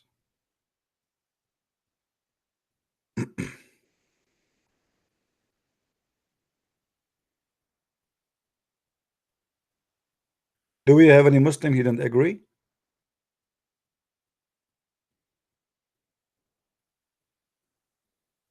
Any Muslim he don't agree? Okay, as long there's no Muslim disagree. Any Muslim agree? The beautiful thing about Muslims, they always if you hire a Muslim in the Islamic parliament in Pakistan, all of them they agree. It doesn't matter what the president he say. If you go to any kingdom, any Islamic kingdom, everybody agree with the king because they are just pictures, images. Who dare to don't agree? Who dare to say I don't agree? Muhammad said so, that's it.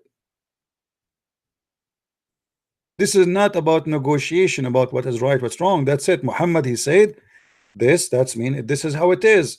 A child, a baby, an infant will go to hell. Well, nice to meet you, Muhammad. And not only this, the whole idea of Islam is destroyed by this. Why? Because what Muhammad is claiming, that it doesn't matter what you do, it's what Allah he decree. If you go in different hadith, you will see Muhammad he said, even we are getting away a little bit from our topic, but it's okay. All roads will make us reach to Mecca. According to Muhammad, and this is Muhammad speaking, and this is Sahih Bukhari, this is Sahih. Don't tell me, by the way, even the Da'if hadith is accepted, it's correct. Look at this. Muhammad he claimed, swearing by Allah, and by Allah, a person among you may do the deeds of people of the fire till there is one cubit or an arm breadth distance between him and the fire. That's it, you are almost there. What does that mean? Doing the work of hellfire, like you are not killing people, you are not hating the Christians, you don't hate the Jews, you don't hate the Hindus, you are not killing them, you are not committing suicide, you are not making lies about Christianity and about the Christians. This is will, according to Islam, that will lead you to hell. So this is the person who don't want to hate, to kill, to etc., to blah blah blah blah, and that make him close to hell fire. But then what is written by Allah proceed, and he does the deeds of paradise and he entered.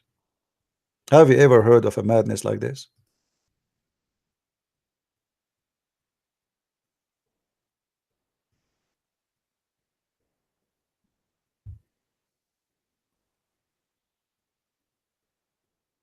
So it doesn't matter really, your work is not going to change anything. It's what Allah wrote for you is going to take over. And then Muhammad he continue, other side of the story. He said, and then a man may do the deeds of people of paradise till there's only a cubit or a two between him and paradise. Then that is written proceed, and he does the deeds of people of hellfire and he entered. Which mean Islam officially is mental religion, because it is not your deeds will decide if you are good and qualified to go to heaven.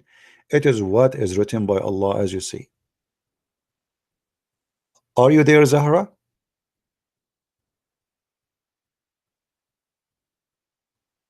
Guys, don't speak badly to Zahra, please. Anyone will speak to her badly, I will ban you. And none of your business if she is searching for a man or not. Here we are talking about religion. If you cannot speak with respect to others, please leave. And by the way, what if she is looking for a man? What is wrong with that? What, do you want her to look for a woman? What's wrong with you? I mean, why your people are silly?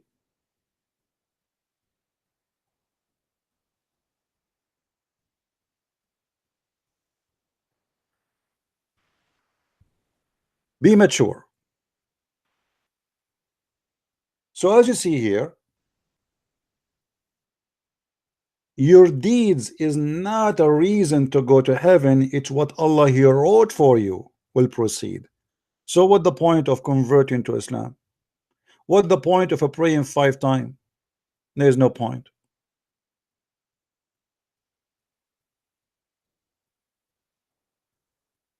There's no point.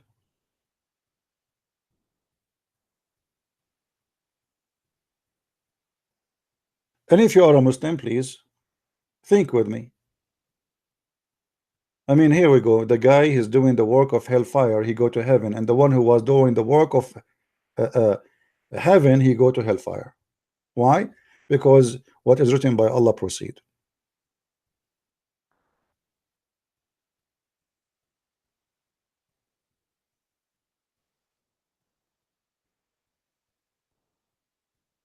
Any Muslim have a comment?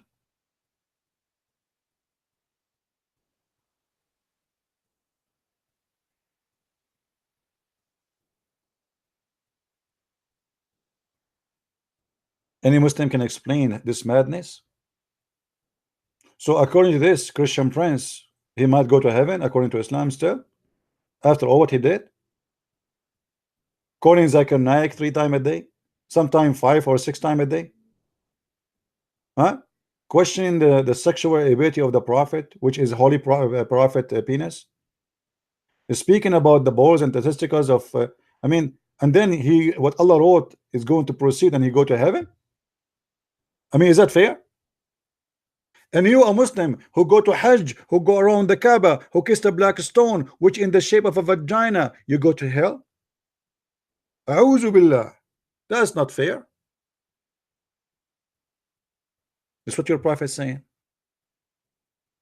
A person who do the work of hellfire, he go to heaven, because what at the end what Allah written proceed.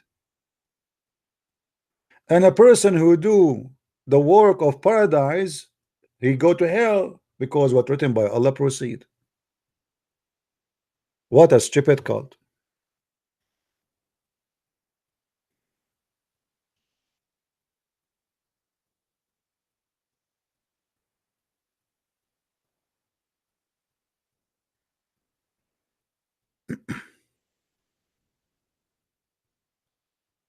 Do we have any Muslim have a comment?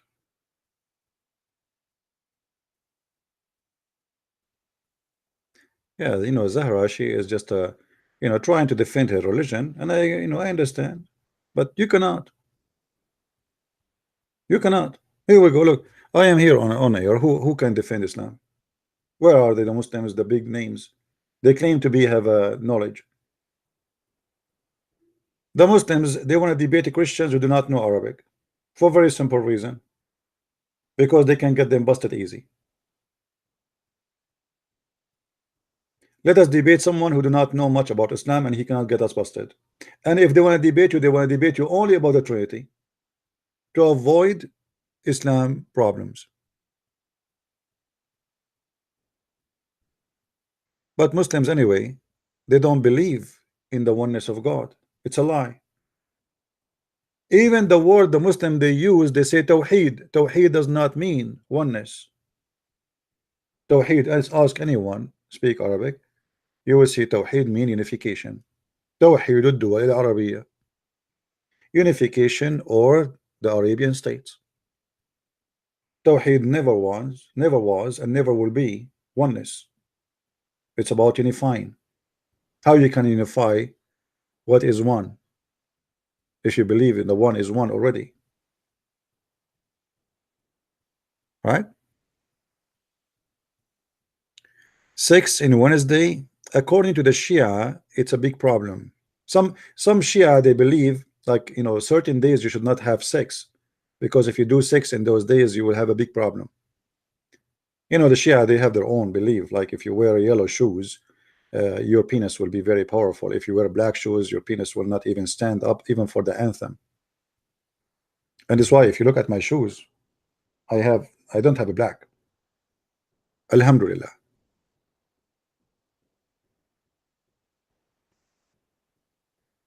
Do we have any Muslim have any comment? How silly the God of Islam, beyond imagination.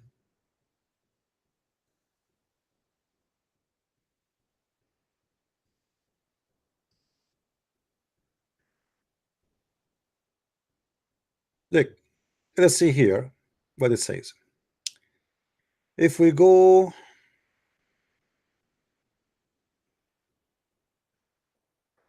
you know what, I want a Muslim to call me and to tell me, or to ask me to ask him a question about Quran, and this is my challenge for you.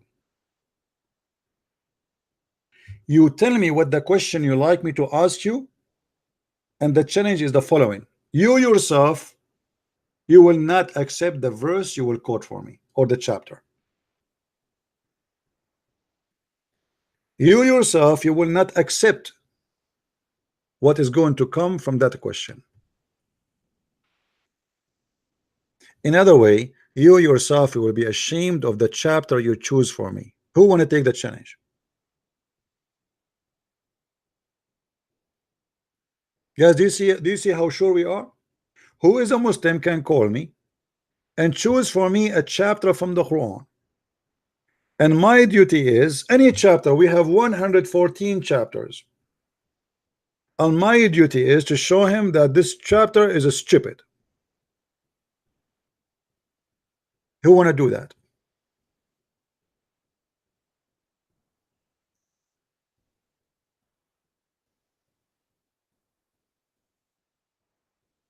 Don't send me anything in Skype. Why you are sending me those hadith? Yeah, do you like? I mean, I need you to teach me what to post. Why you are posting me those things?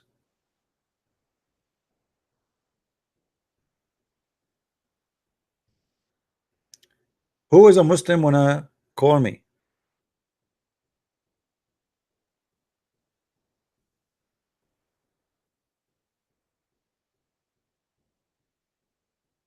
We have a guy here is trying to call. Let us see who is he. Isn't this the same guy? I don't know.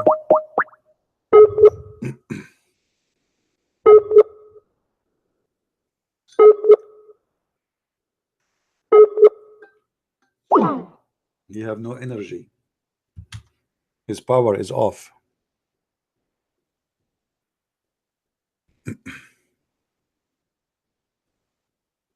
Oh, a guy he's sending me this hadith. He says, you said no kids will go to paradise. He said this hadith will prove me wrong. Okay, let's read together. She reported in the authority, narrated Hasna, the daughter of Muawiyah. She reported that in the authority of her paternal uncle asked the Prophet, who are in paradise? He replied, the Prophet are in paradise. The murderers are in paradise. Infants are in paradise, and children are buried alive are in paradise. My friend, thank you very much for giving this hadith, because this is proving that your prophet is a hypocrite man, he's a liar. Why? Because if both stories are sahih, then your prophet, he contradict himself. Correct, guys? If both his stories are sahih, a prophet of God, he should not say the opposite of what he confirmed to be true. The one you just gave me saying that an infant will go to paradise, it says that in the front of you, right? In fact, in the front of us it says wal mawludu fi jannah. Al mawlud is not the infant. We do not know really what he meant by al mawlud, but I am assuming it's mean the newborn baby, so the translation might be possible. However, if this is what your prophet said, that's mean your prophet is a liar, because what we will do with this, how he is a prophet of God and he contradict himself.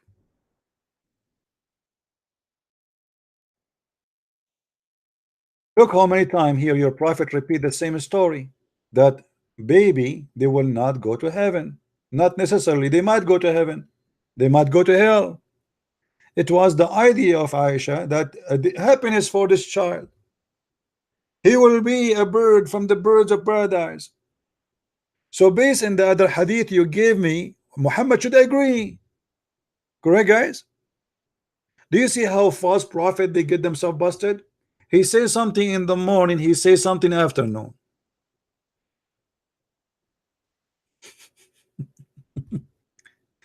They cannot be both true. Which one is true? So thank you very much helping me to prove Muhammad to be a false man. Imagine Jesus says in the morning that an infant will go to heaven, and then afternoon he says infant will go to hell.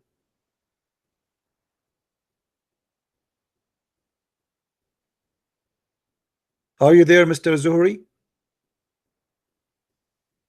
Or you Zuhra? I don't know. This is your name as a girl. I don't know. Are you there, Zahra?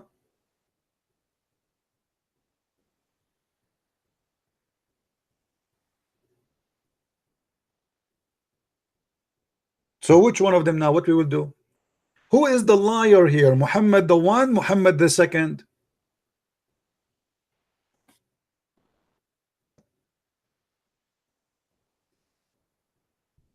By the way, this hadith is reported from who? The daughter of Muawiyah. The daughter of Muawiyah, she heard from. Well, we have Aisha here.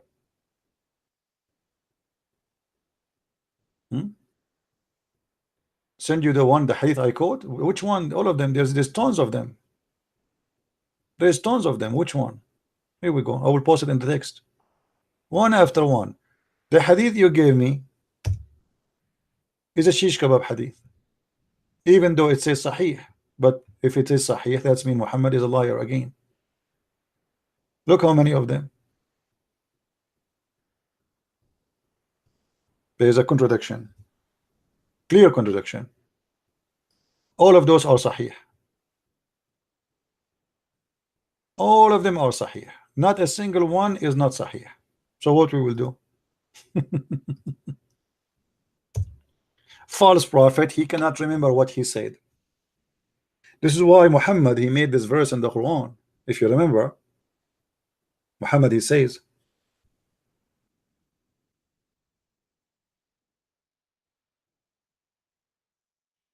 وَمَا نَنْسَخُ مِنْ آيَةٍ أَوْ نُنْسِهَا نَأْتِي بِخَيْرٍ مِنْهَا أَوْ مِثْلِهَا. How in the world that it can be? How in the world God, he says such a thing? But the answer is very simple. Muhammad, he cannot recite the same verse twice correctly. So Muhammad, he have to come with an excuse. So he said, nothing of our revelation we do abrogate or cause to be forgotten. Allah caused Muhammad to forget Quran? How that can be? Is it Allah in the Quran says to Muhammad, سنقرؤك فلا تنسى?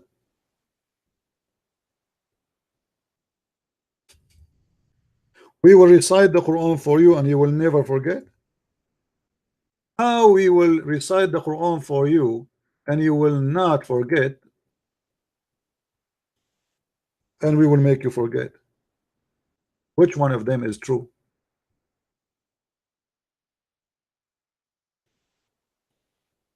Do you see the contradiction? One verse saying, none of our revelation we cause to abrogate or cause to be what? Forgotten.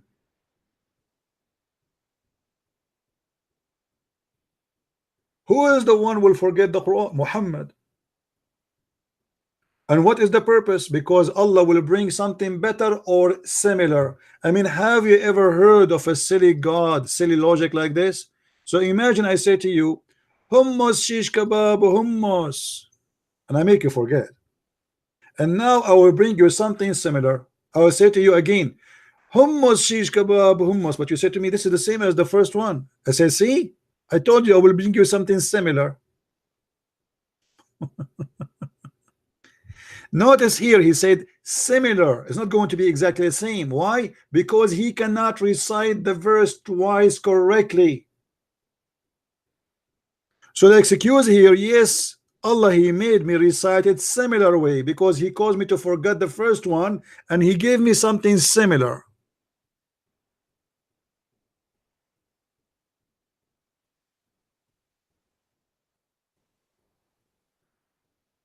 What do you say, Muslims? How silly, how stupid is God, that he will make me forget his revelation to give me something similar to his revelation.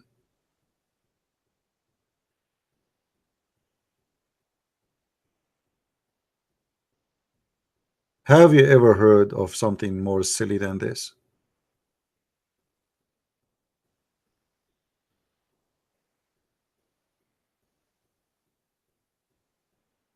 I make you, and this is the one is talking is God.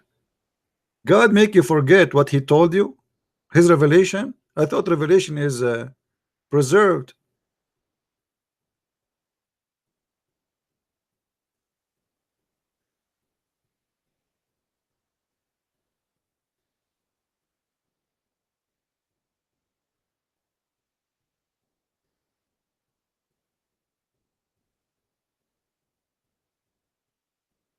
Do we have any Muslim?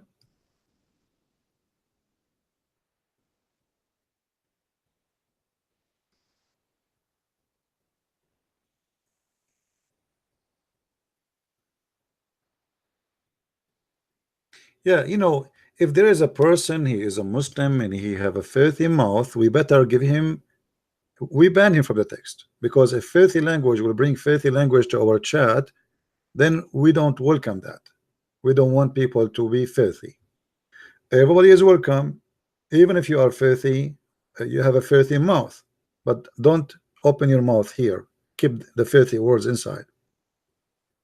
So, same time, if you are a person who is a Christian, you should not speak the same they do speak. You see, I get angry, I get upset, but we should not go down to the level of the devil.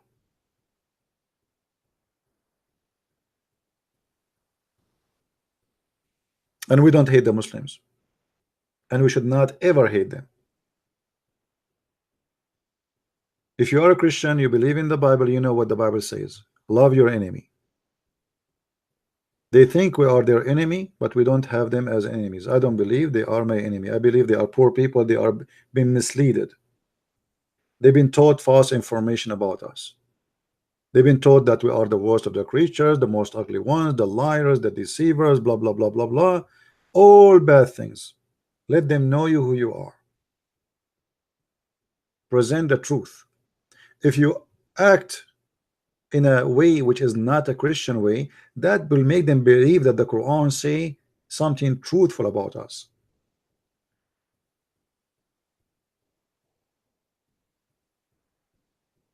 And we are not what the Quran says. The Quran do not know even what we worship. He think that Mary is of the Trinity. He think that the Christian they say that Allah is the Messiah. He think that the Christians they say that we worship the Jews they worship a guy, his name is Uzair, and if you read the whole Bible we will not find Uzair. I mean, tons of stupid stories. Quran has nothing to do with our belief. Nothing there is a truthful about us.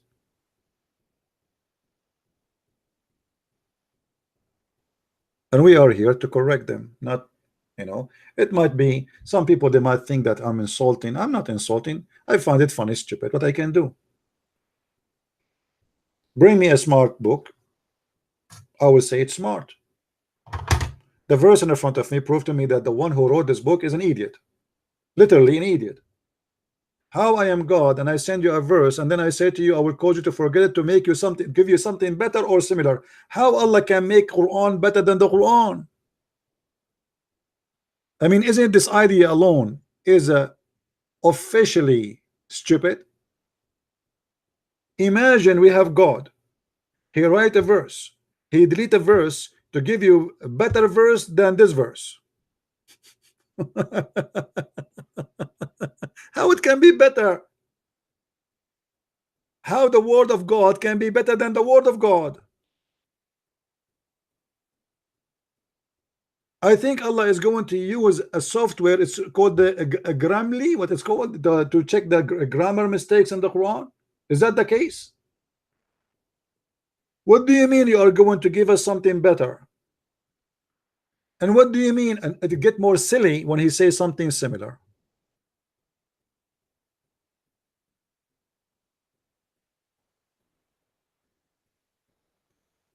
Better or similar? I'm getting dizzy here. Imagine God, you have a wife. Oh, forget about wife. I don't want to get killed today. You have a mother-in-law, huh? And she is very aggressive. And she beat the hell of you every day. And then Allah, he said to you, I'm going to replace her and I will give you something similar. I mean, please, God, thank you very much. Please. I mean, you are going to replace her with something similar. I mean, hello. Something similar. Like, what does that mean?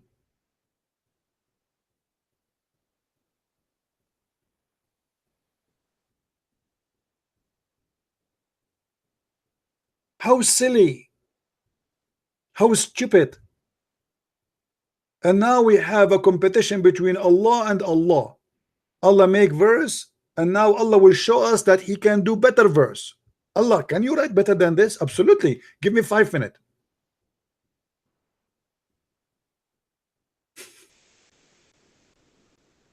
This yes, the last verses in the Fatiha refer to the Christians and the Jews. غير المغضوب عليهم ولا الضالين. المغضوب عليهم is the Jews. Sorry, the Jews, and الضالين is the Christians, the lost, the misguided. So according to Islam, the Jews are the cursed one, and the Christians are the misguided. All right. Now, according to Quran, and this is another silly stuff. According to Quran, we are misguided because of Allah. I mean, have you ever heard of a stupid religion more than this? You see, if I want to talk about everything silly in Islam, I will spend the rest of my life speaking about how silly it is. Right?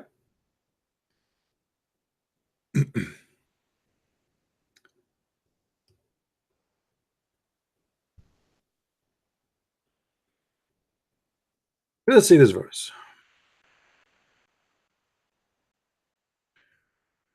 Allah in the Quran says that Allah, the one who He misguide or He deceive, nobody can guide him.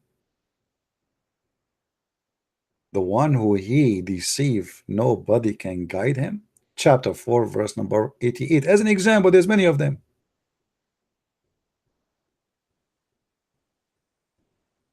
The one who Allah He deceive, nobody can guide. And look at the false Muslim translation. They say here, who ye guide those whom Allah has thrown out of the way? What way? Is it a highway? What do you mean thrown? I mean, if you read the Islamic translation, you will feel like you are in the what this game they call it, like, you know, they put a mice inside like roads and have to find a way to get out. What Allah throw away? What does that mean? The Muslims simply they are trying to cover the stupidity in the Quran. Look at this guy here.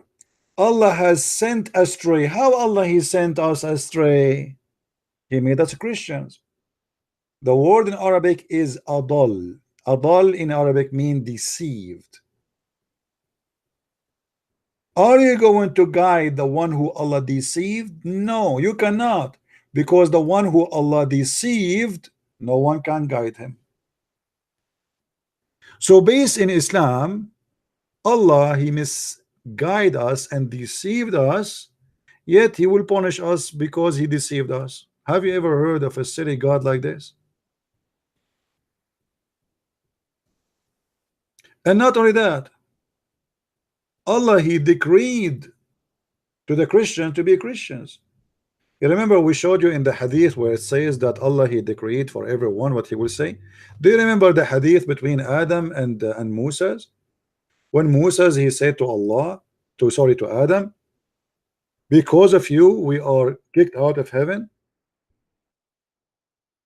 Adam he said to him, do you blame me for something Allah He decreed to me which I should do 40 years before my creation? And this is sahih. So if Adam, let us say for the sake of argument, Adam he commits sin, and let us say Christianity is a sin, let us measure between the two stories. Adam commits sin and the Muslim don't dare to say no, he did not. Okay, Christians, according to Muslims, it is wrong, it is a big sin to believe in Jesus as God. Okay, now based on this, if we cannot blame Adam for the sin he did, because Allah He decreed what he should do 40 years before his creation.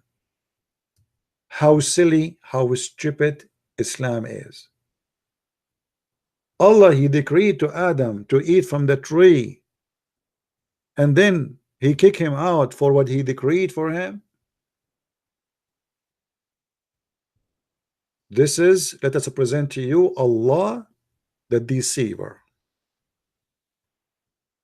He deceived Adam. Do you remember, guys? Anyone have the video? If somebody remember the video, if you can give it to me so we can play a little bit a part of it. When a Muslim, he called me and he says, yes, Allah, he deceived Adam because Allah wanted to be known. Do you remember? So he chose Adam to be a victim. Who remember the guy who called me? He said that, the Muslim.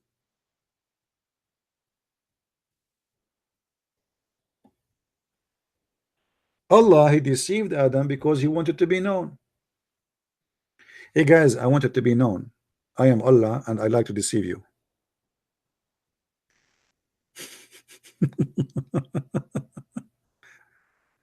How silly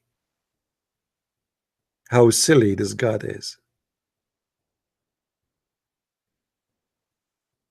So Allah, he kicked Adam from paradise, and he is not just, because Adam, as you see, Adam is a victim. He says to him, are you blaming me, you idiot?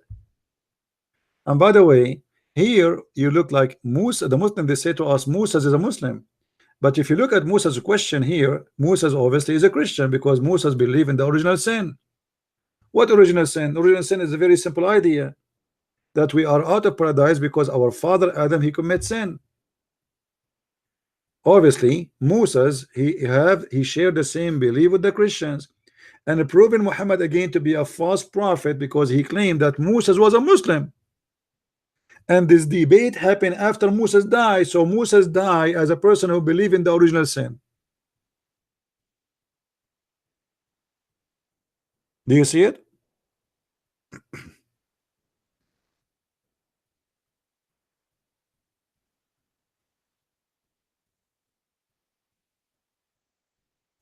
I mean, Muhammad, whatever he speak, you see, Muhammad is like somebody, he wanna hold the water in an egg basket. This is how silly he is.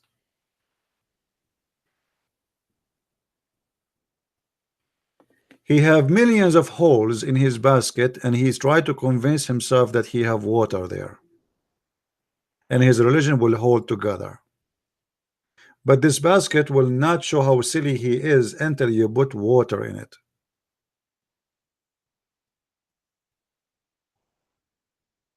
Muhammad is like a guy, he have a ship, and the ship is in the desert, and he says to you that this ship is the one will bring you salvation.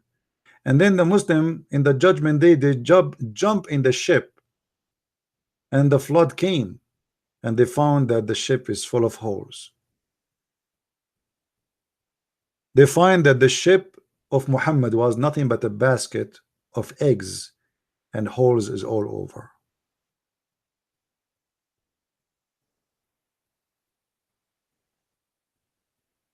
And look at the Muslims. Who can bring us to a conclusion that we are wrong? Who is the Muslim can show us that we are not sharing something truthful?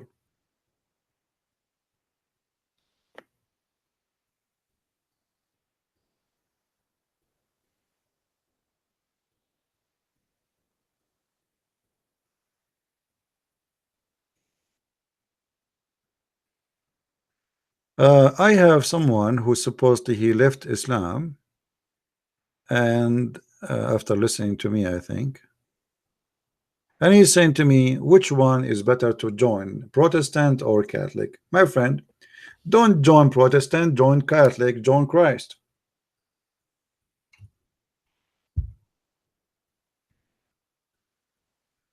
Don't believe in a priest, believe in the Messiah, my friend. Me, myself, Christian Prince, I am neither a Protestant, neither a Catholic, neither Orthodox. I am a follower of the Messiah. He is my Lord, no bishop, no priest. So you left Islam, you accepted the Messiah, you do not need any of those names. All the churches are my churches as long they are teaching the right thing. The Bible says, examine the spirit, which means the teacher who teach you. If he is a false, corrupt, stay away from him. If he says something against the Bible, that means he is a corrupt man. It doesn't matter if he's a Catholic, Protestant, or Orthodox. And be aware, there's liars everywhere. The Lord, he says, they will come to you in the clothes of a sheep, but they are wolves. So he can be a priest in the uniform, but he can be the devil inside. We don't trust a man because he called himself a priest. Actually, me myself, I don't trust anyone, specifically if he say he's a priest, unless he prove himself right. Why?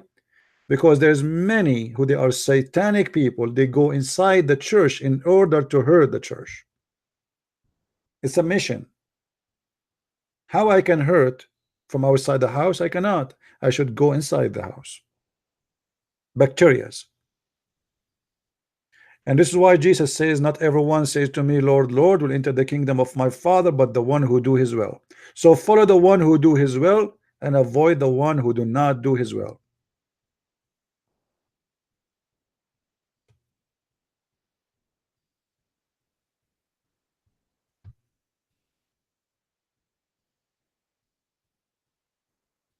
My friend, there is many people here, they like to attack the Catholic Church in the Vatican. Go and do your best, but not in my chat.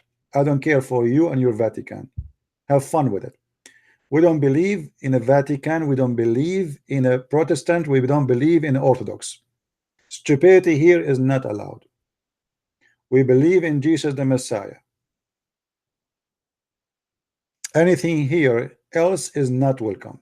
So I warn you, anyone will create division between the follower of Christ, I will spit at you and I will kick you out. Not before I spit. All those division is from the devil, not from God.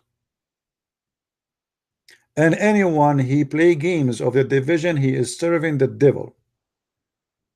People of God is one. There's no churches. We are one church.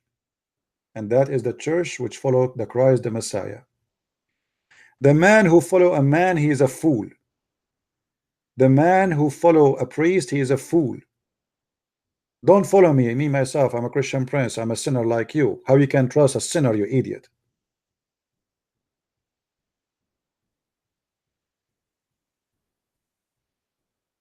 If your best example is a sinner, it's mean you're a fool. My best example is the Messiah, is not a priest.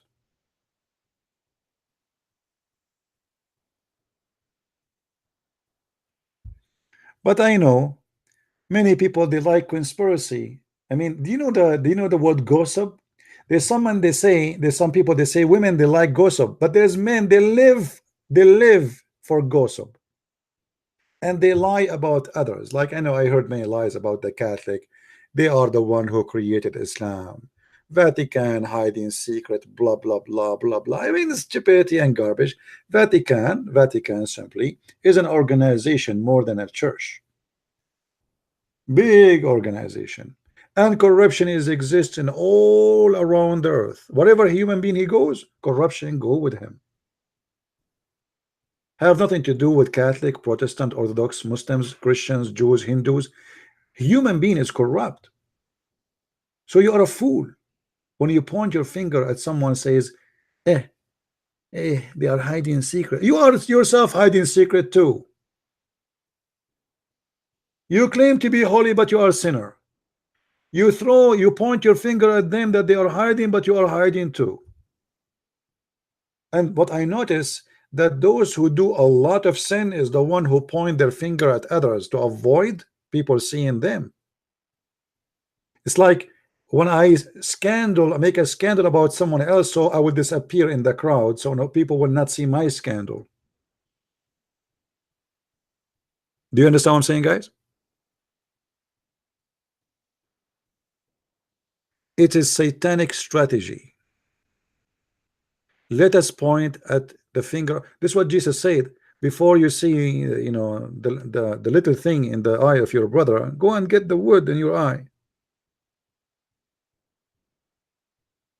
Hey, the awesome dude. Listen, awesome dude. I have no time for a stupid talk. Either you call me or call your daddy. Take a hike. I have patience for you for the last hour. You're calling me names. But obviously you are here just to call names. You did not say anything except you are a liar. Well, nice to meet you. I am a liar because I did not say that you will go to heaven and your penis will be endless.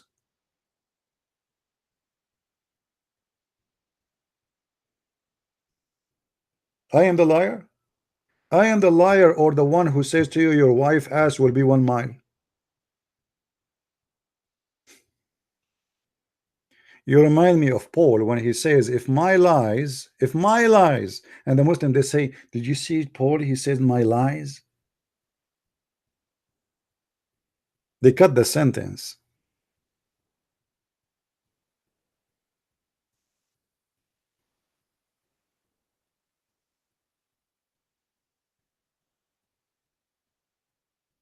Do we have any Abdul want to say something?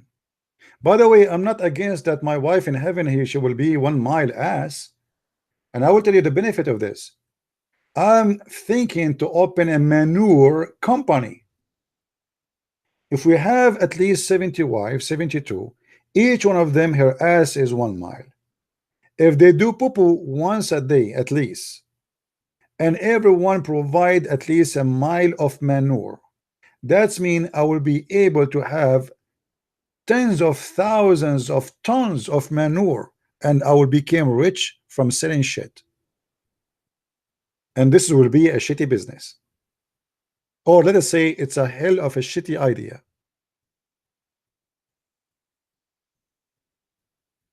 So a Muslim, he said to Christian Prince, you're a liar, but the lies which is obvious of Muhammad is not a lie. And you know what? I'm not going to even think about the idea of buying my wife an underwear in the heaven of Allah. I hope Allah will provide us those. Her ass is 1 mile. I mean, from where I'm going to buy a fabric for her? If her ass is 1 mile, how big is her bra will be?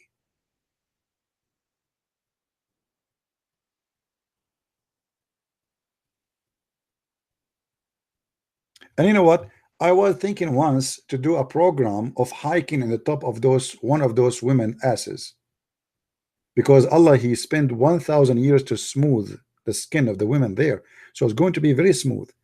I want to see, I challenge you to do a hiking in them. You will not be able to do so because it's so smooth. It's like those Japanese program, you know, you see like trying to climb the area, and they have like oil in it or water or whatever, so you fell down. It's going to be a lot harder. And let the whole world watch in satellite. Millions of men trying to hide over the ass of a beautiful whore in the heaven, and they cannot go because it's very smooth. It's very huge, very, very high. It's like a big mountain, and very smooth and very wide too.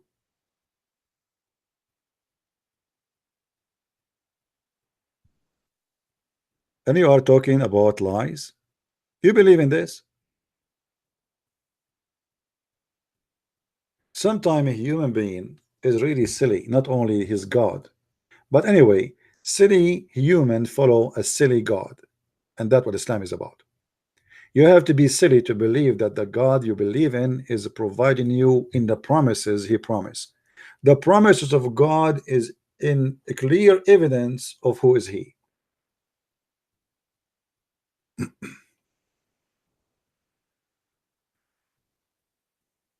Do we have any Muslim want to say something? So guys, before we finish, is this microphone is good or we switch the old microphone? Please tell me for real. Maybe we should play two videos and same time after I finish, and I look at both of them to see which one of them is more better, because this is different microphone.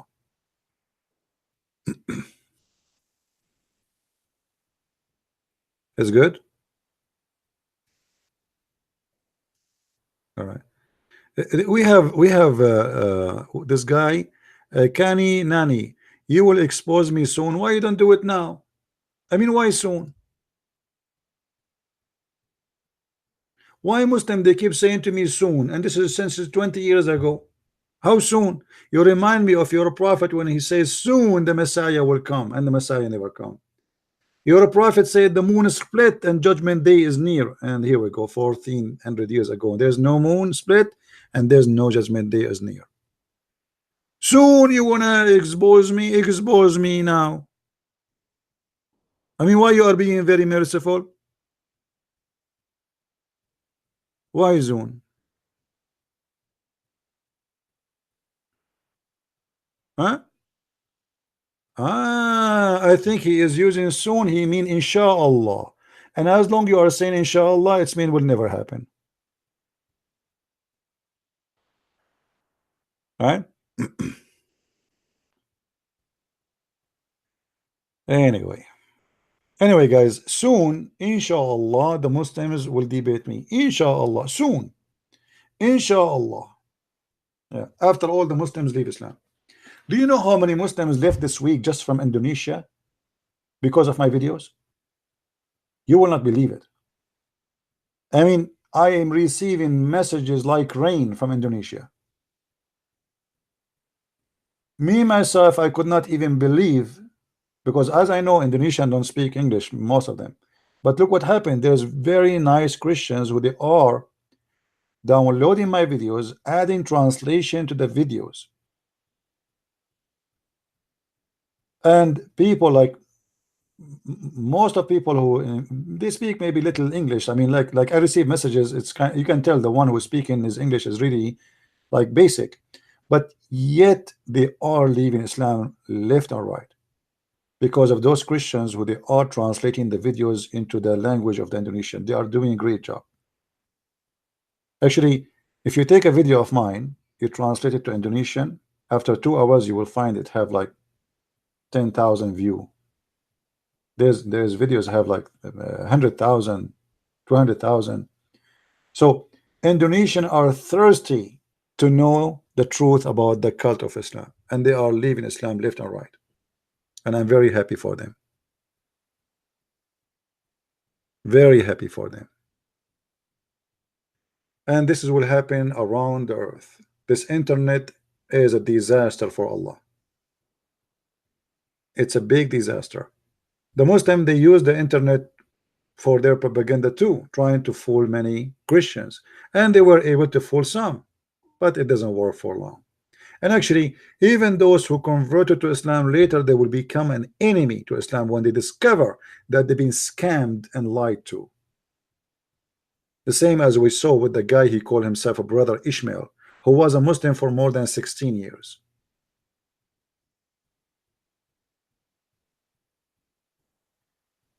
So my friend, we are victorious, for we follow the truth. And you are unable to answer because your prophet is an idiot. Not only a liar, I mean, there's smart liars, but your prophet obviously is a stupid liar. This guy, he cannot keep his mouth shut. And the more he talk, the more he do poo-poo. He don't talk. This is poo-poo, what we see in the screen. This is not talking. This is beyond talking. And this is why I'm very thankful that your prophet, he talked a lot.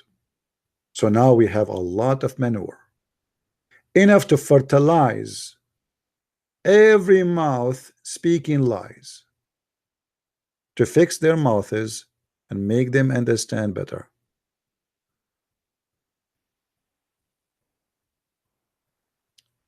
Before we go, do we have any Muslim would like to call us? Last call.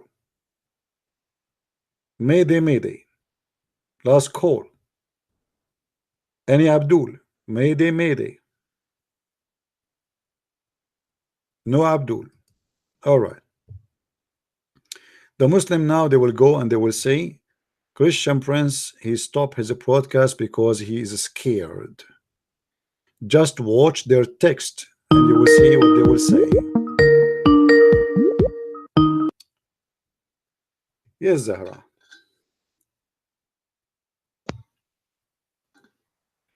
Hello? Hello, can you hear me? Yes, Zahra, how are you? I'm good. How are you? Can you speak louder, please? Yes, is this better? Let me see, maybe it's from my side. I'm not sure why the voice. No, my speaker is all the way up. Okay, so what do you want to say to us, Zahra? Go ahead. You challenged earlier. You had a challenge for us Muslims, right? Okay. If it choose like a chapter, could you go to chapter 109? 109. All right. Are you sure? Yes, it's very short chapter. If you don't mind, like No problem. just going through the. Okay, but this is your choice, right? You will not regret. I won't. Okay, guys, Inshallah. this is her choice. She will not regret. Actually, I say, and don't be offended. We made a challenge. You call me because of this challenge, correct? Don't cry, not like last time. You promised me you want to cry. I didn't cry last night. Last time I was emotional because I was reading the pact. Okay, come and on. Okay, here we go, guys. This is a chapter. Our sister Zahra here, she chose for us, and the challenge for me to prove it is stupid. Not only is stupid, it's beyond stupidity. Let me show you why. Say or disbelieve, or disbeliever, kafirun, kuffar. I worship not which you worship, nor you worship which I worship, and I shall not worship that you worship, nor you worship that I worship. Into you your religion, into me mine.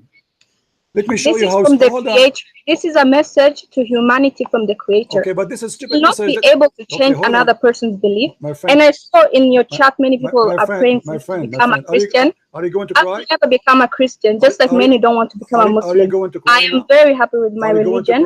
I believe in the one creator who is not a man, who is not a woman, who did not give birth. Hold on. First of all, your God is a man. Don't change the topic. You call me to talk about the chapter. No. Okay, the Arabic word is here we go. My creator is not a man. No, your God is a man. Don't lie. Here we go. This is the hadith in front of you. It's sahih. Your God is a man, and he look exactly as the following. He is short, he's hinted, he is woolly haired, he's not one-eyed. This is the description of your prophet, unless you are saying to me that your prophet is a liar. That is concerning our prophet. Is concerning like the Antichrist. Yes. So he is comparing between the Antichrist. Hold on. He is comparing between who? How the Antichrist look like and how Allah look like. Will come and say that he is the Lord. No problem. So, if Antichrist is a man, why Muhammad is worried that the Muslim will be confused about him? What he said, the only difference between him. Antichrist will come and his agenda will come and say, first say to the people, follow me, I am Jesus. Okay, no problem. And then people won't believe him. Guys, did you hear? And then he'll say, I am God. He will say, I am Jesus. So what the problem? He is a man. So why Muhammad saying, I am afraid that you will be confused about you him? Want, but we know, just go to the shortest surah, Ikhlas. It says, God does not forget. One by one. Hold on, don't change the topic. Don't change the topic. Why Muhammad is confused if this man will say, I am Jesus? Why this man, Muhammad, is worried that you Muslims are confused about him? You might think that this is Allah, and he is saying the only difference between him and Allah is one eye. How many eyes you God have? We are taught not to have any pictures of our creator, but we know that it is not like us. No, you have. Our creator is nothing like we've ever seen. I'm not asking you about the picture now. I'm asking you how many eyes your God have. I don't know, because we don't picture. We don't have any pictures of our creator. No, we know. Muhammad the only time we'll see our creator when we go hold on to paradise. But besides that, we don't know. Listen, your prophet, he said you should know that your God is not one eye. So he should have more than one eye. Do you agree? At least. The Antichrist is described in Islam. He will come like one eye is black. You see, you are running away from the question. No, I'm reading the hadith right now. No, you are not reading the hadith. The hadith doesn't say the Antichrist is anti-Islam. Dajjal is Antichrist. First of all, Dajjal is not Antichrist. This is the stupid translator. There's nowhere in Islam believing in Antichrist. They believe in the Dajjal. We believe in Dajjal. I am Muslim, right? Yes, Dajjal. We believe there will come an Antichrist. Okay, no, he is not Antichrist. Towards the end of time. He is not Antichrist. He is the false Messiah, supposedly, not Antichrist. Dajjal means the liar, which means Christ the liar, the false one. Now, why you're a prophet here comparing between the look of the false Messiah and Allah? He should compare between the false Messiah and the real Messiah. Explain to us.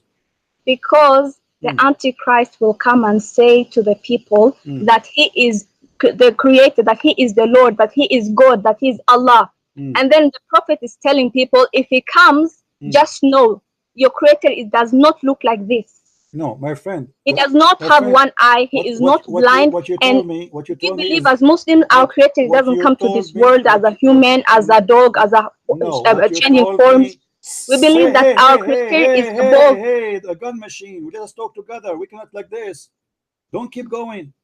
Show me where it says that the Messiah will say he's Allah. The false Messiah, he will say, I am the Messiah. That's why his name is the false Messiah. His name is the false Messiah. He claimed to be the Messiah. So he will come and he claimed to be the Messiah. He don't claim to be Allah. Now, why Allah comparing between him and the look of him and the look of Allah? If Allah is not a man. How many times I should explain to you? Did you not understand it? The 2 times I told you before. When? Muhammad sallallahu alaihi wasallam, peace be upon him, is telling us that the Antichrist Dajjal will come, and then he will tell people that he is the creator, that we should follow him, like he is our Lord, we should follow him. Can you show but me, he's fake, he's not real. Can you show me the reference that he will say that he is the creator? And even if he says that, what does have to do with the look of the eye of this man and the look of Allah? Because we know that the Antichrist is blind in one eye. Okay, and Allah is not blind in one eye. Our creator, we don't know how our creator looks, but we know that he's above that. Listen, our creator is above any like you can compare everything, but we cannot never compare our creator. We don't have any pictures. He's not white, he's not black, we don't know what he is. You have a picture. Hold on, because the Arabic word for it's a little bit different. You are like a gun machine. You are crazy. You have mental issue. You cannot stop talking. Listen to yourself. Listen. How he don't have a picture, but your prophet is comparing between him and Allah. He did not compare between him and the Messiah. Let us say this guy, he says he is God. Why he is saying you should know that your God is not one eye? The what prophet, have to do? Peace be upon him, this man, listen, this man, he can will I come finish? This man, no, this man will come as a man, or he will come in the look of a God. Can I finish my sentence? I know, I want to answer. This man will come in the look of a man, or he have a different look. What is his look? Is his look? The Antichrist. He is not comparing. He's not comparing God to Antichrist. He's comparing like Antichrist is trying. Let me show everybody how you Muslims run away. The look of the Antichrist. Do he look as a man, or he look like an elephant, or look like God? What he look like? It's coming like a man. Okay, it's thank you. Like a man. Guys, did you hear this? As a human being, but it's not God. Okay, hold on. So why Muhammad is worried that you are confused about him, and he is saying that Allah is not one-eyed? If the man, he looked like a man anyway, how you will think that this is Allah? I mean, how stupid the statement is, unless Allah is a man too. And now we might be confused about the look of this man and this man. So if the man is coming as a man, what the problem? Why the Muslim will think he is Allah? You know what? I'll just refer back to the verse, the chapter that I just told you to read. For you is your religion, for me is my religion. I know, and every Muslim knows, and we believe our creator is not a man and not a woman. When you have an answer, our creator, you run away. No, you are. You know Mathal al-A'la. You know Mathal al-A'la in Arabic. Shut up. I have to hang up on you because you are a donkey now. She jumped in the verse to avoid answering. And I will go back to the verse, by the way, because we accept the challenge, and you chose the perfect verse to prove Islam to be false. Just wait. I asked her if the man, the false Messiah, will come as a man, or he will look like an elephant of God or God. She said, no, he will come as a man. So why Muhammad saying, if you are confused about him, read carefully with me.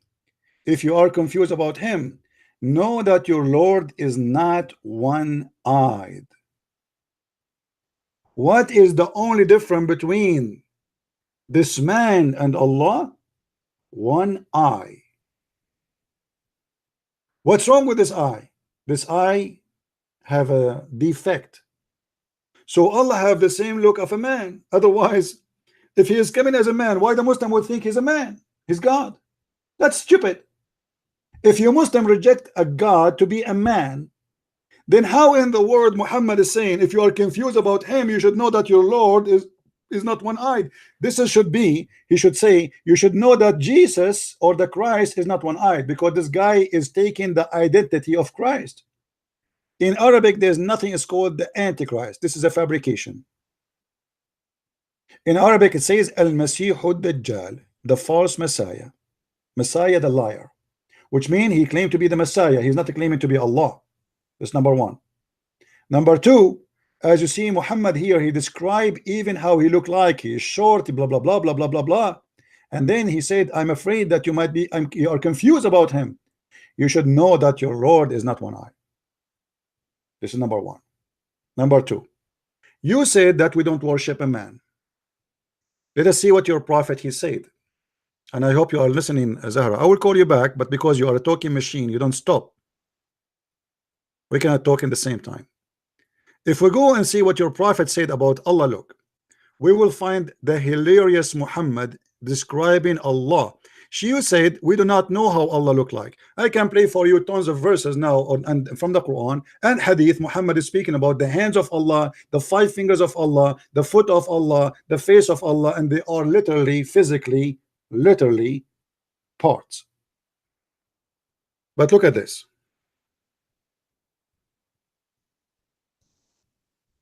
Muhammad said that Allah will come to you in the judgment day in a shape. And you Muslims, when you see him first time, you are going to reject him. Look what happened.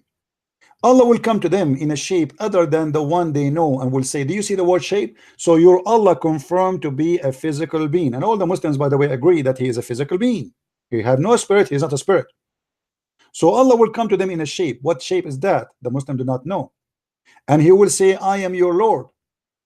The Muslims will say, we seek refuge with Allah from you, which means the Muslim, they consider Allah a devil because he changed his shape.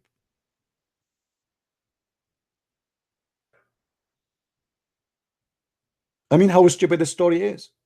You Muslims, you will accuse Allah to be a devil because he changed his shape, which means you Muslims, you worship a shape, you don't worship God. It doesn't matter what the shape is, you are consistent in only one shape you like. If you bring me different shape, I will not accept it.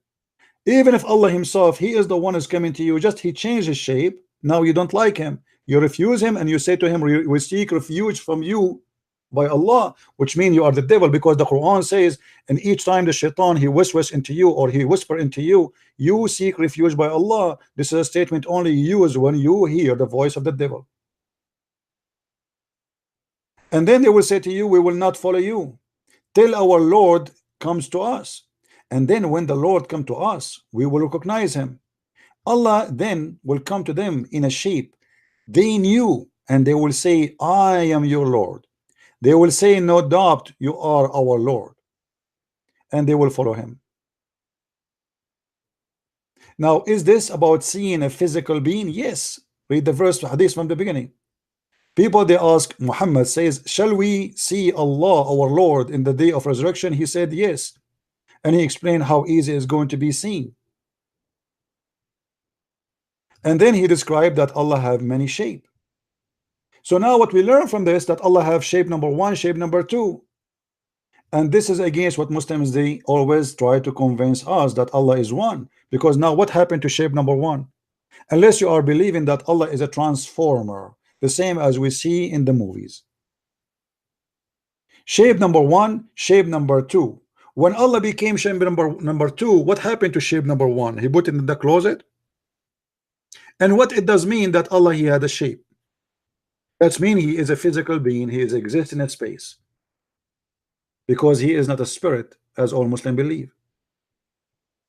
And as long he is exist inside the space, that means he is contained. And that's against what Islam teach, that Allah is above all things, nothing compared to Allah. But here we go, he is a shape inside. The second you say he's a shape, he's a shape. A mosquito have a shape, a cup have a shape, a ball have a shape, a house have a shape. Allah has a shape. Now, if we go and ask the Muslim scholars, and there's tons of videos made by Muslims, including Zakir Naik. Zakir Naik, he says Allah has a body, but how his body look like, we do not know. Thank you very much. So you are lying to us. You say to us, oh, this is not about describing Allah. No, it is about describing Allah. And Muhammad is telling you how you can recognize Allah. He is a man, and the only difference between him and this man is one-eyed. And we can see how many verses Muhammad he described Allah as a physical being, the Quran and the Hadith. Have you ever heard of a God he have a foot and it is a physical foot? You can go right now, search in Google, search in YouTube. Allah has a hand, Allah have a foot, Allah have a face, Allah have an eyes, Allah have 5 fingers. YouTube is full of videos made by Muslims. Yet when they speak to us, they deny them. Read with me what Muhammad said. The Prophet said, the people will be thrown into the hellfire, and it will say, are there any more to come? Till Allah puts his foot over it, and it will say, Qati, Qati, enough, enough. You can go right now and search in YouTube for the video made by sheikhs about Allah have a foot, and they explain and they say, yes, this is a literally foot, a real foot. Allah have 5 fingers, Allah have 2 hands. And by the way, the hands of Allah is both in the right side, which is very funny, God.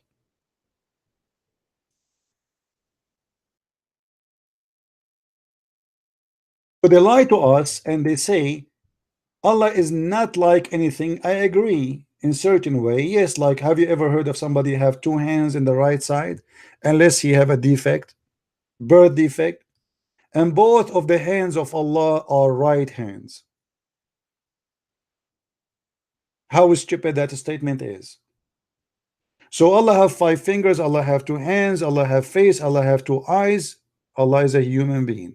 Allah is a physical being, but he is not a spiritual, which means he have no spirit. A human being, he have a spirit.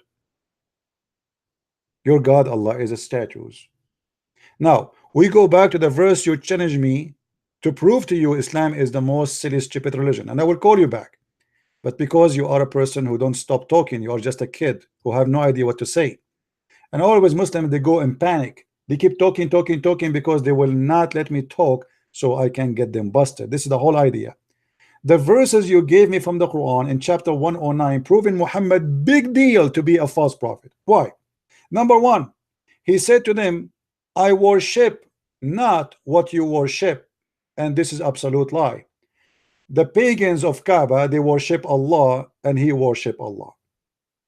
Number 2, if you remember the chapter where the satanic verses come into Muhammad, he bowed down to the idols and he said that the 3 goddess daughters of Allah, Manat and Allat and Al-Uzza, their intercession is hoped for, which means Muhammad, he worship the 3 daughters of Allah, if this is what it's meant. So yes, he worship what they worship. Then nor you worship what I worship, and this is again a proof Muhammad to be false, because later all the people of Mecca, they worship what he worship. If Muhammad is a prophet of God, he should not say such a statement, because this is a prophecy. And you will not, وَلَا أَنْتُمْ عَابِدُونَ مَا أَعْبُدُ, which means now and in the future you will not worship what I worship. And I shall not worship what you worship, and this is proven Muhammad again to be false prophet, because when he received satanic verses, he bowed down to the 3 daughters of Allah. And you are not worshiping what I worship, proving again that Muhammad had nothing to say. He's repeating the same sentence over and over. This is cannot be God. Already you said they will not worship what you worship. Why you are repeating the same again and again? The whole chapter have nothing to do except repeating the same thing. Let me make it simple for you. I will change one word. Instead of saying worship, I will make it eat. So I eat, all the kuffar. I eat not what you eat, and you will not eat what I eat, and I will never do eat what you eat, because you do not do eat what I eat, and you will never do eat what I eat, because I have my food, you have yours. If this is a chapter from God, then who is the stupid? This is God wisdom.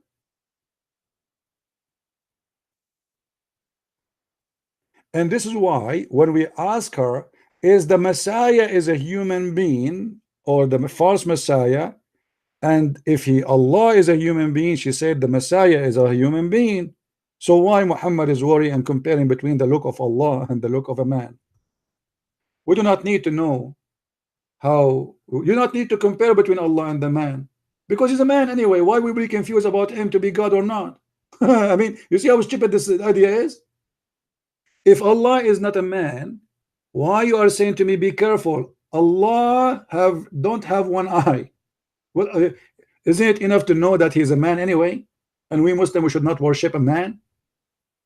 And by the way, we don't worship a man. You are a liar. Our Lord, he became a man, not the man became a Lord.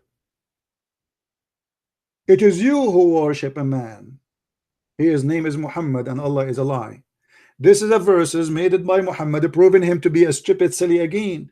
Because how in the world he says, oh, you believer, I don't believe what you believe in, but in the same time he kissed the black stone. Isn't it isn't it the kuffar they believe in the black stone too? Isn't it the kuffar go around the Kaaba too? Isn't it the kuffar they worship Allah too? So how he don't worship what they worship?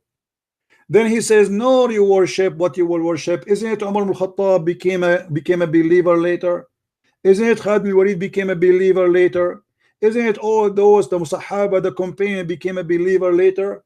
So how he said to them, you will not worship what I worship, and I will not worship what you worship, and later we prove that this is false, all of them became believers.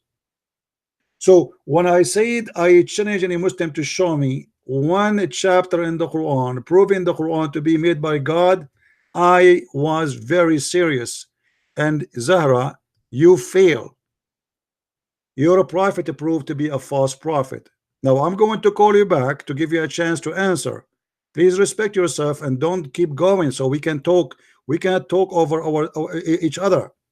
I will give you 2 minutes to answer, and when the 2 minutes is over, please stop. I'm going to put the clock in the. Do I have a clock here? Let us see if I have a clock. Yeah, I have a clock. Let us see, where is the clock? I'm not sure. Yeah, I have a timer. Let me call you and I will put the timer on. I will give you 2 minutes. Please don't force me to hang up on you. 2 minutes to answer me, and let us see what you will say. Why your prophet, he said they will not believe in what he believed, and later all of them they convert to Islam. And what is the point of repeating the same sentence over and over and over? This is a person you have nothing to say. Go ahead.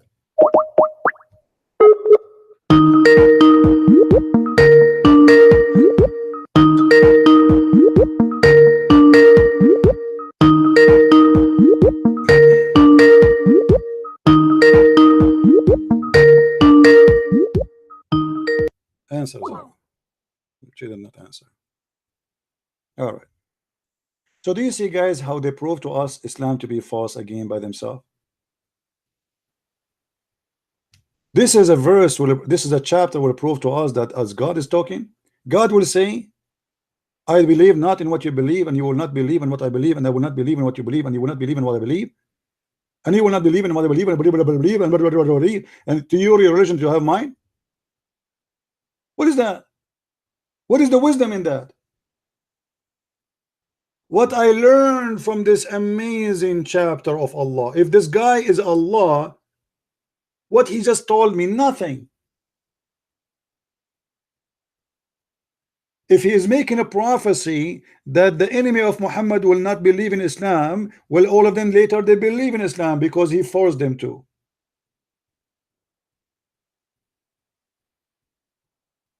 So what you choose from me is a clear proof and evidence that Muhammad is a false man. And by the way, additional proof of corruption in Quran, why you Muslims you add Bismillah ar-Rahman ar-Rahim in the top of the chapter if it's not there? This is addition. Fabrication.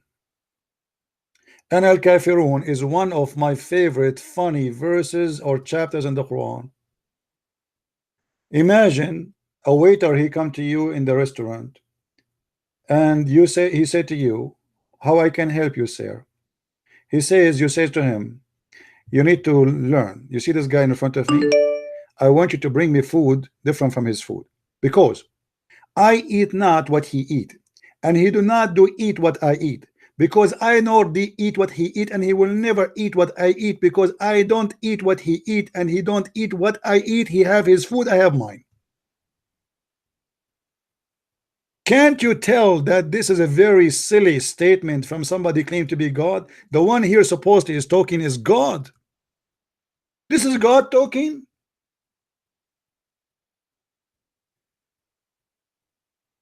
We got it. I worship not what you worship. What the point of repeating the whole thing? And what we learn from this? Nothing. We learned only that Muhammad is making a false prophecy because later he worship what they worship, and they worship what he worship. All of them, they converted to Islam. Muhammad is a false prophet, proven by this chapter you chose for us. Thank you very much. So are you going to call me back, Zahra? I called you, you did not answer. So do you see, guys, the hadith about the Dajjal prove Muhammad to be himself the Dajjal. If Muhammad is worried that people, they might think that Dajjal is Allah, Muhammad is confirming. We have somebody trying to call. Okay, he's a Muslim.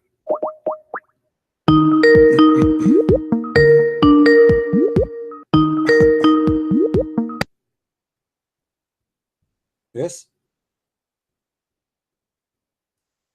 If your God is a man, can you? This guy is like a pimple in the ass. Stupid idiot. If you go in the hadith, if we go back in the hadith itself is telling us a lot that the Messiah must be God. Why? Do you remember that this woman, she said that the false Messiah, he will claim to be his God? Did she say that? Guys, did you hear her saying that? It's recorded. Okay. If he is claiming to be the Messiah, how that will make him God unless the Messiah is God? Are you getting my point, guys? She said that this person, he is the false Messiah. As I said here, Al-Masih al-Dajjal is not the Antichrist. This is a false translation. In Islam, there's nothing called Antichrist. Zero. Nothing. This is a lie. His name is Al-Masih al-Dajjal. Dajjal in Arabic mean liar. The Messiah mean, you know what Messiah. So the Messiah, the liar. Why he is called the liar? Because this is a fake Messiah. He claimed to be the Messiah. We heard her saying that the false Messiah will claim to be God, but the fact he's just claiming to be Messiah. By claiming to be the Messiah, you claim to be God. Thank you very much. You just proved to me that Muhammad in this point, he believed that the Messiah is God. And this is in the stage where Muhammad was trying to be hypocrite to the Christians. Muhammad, for a certain time, he was trying to be Christian. When the Christian reject him, he reject them. Before that, Muhammad was trying to be a Jew. When the Jews reject him, he reject them too, and he decided to kill them both. In this moment, Muhammad is saying to them, be careful, you should know that the Messiah is not one-eyed, your Lord. Because the comparison have to be, it should be between the false Messiah and the real Messiah. People, does that make sense? If somebody says to you there is a fake Christian prince and a really Christian prince, why you are putting Allah in the middle? Isn't it weird?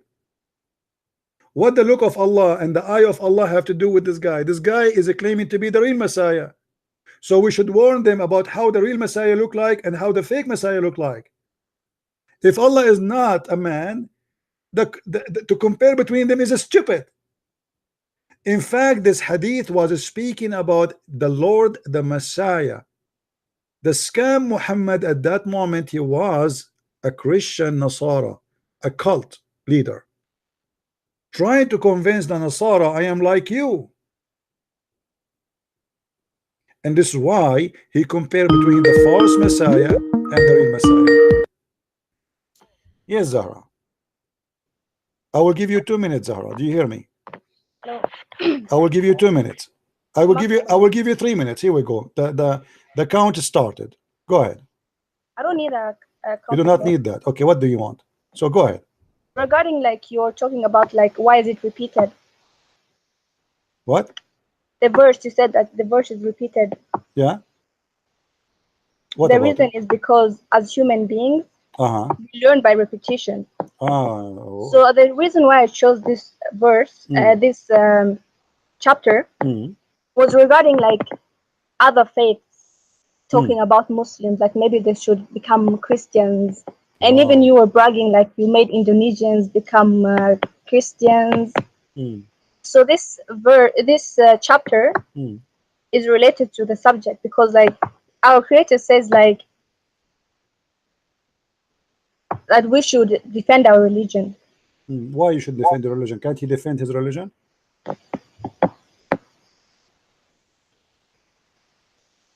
Can't Allah defend his religion?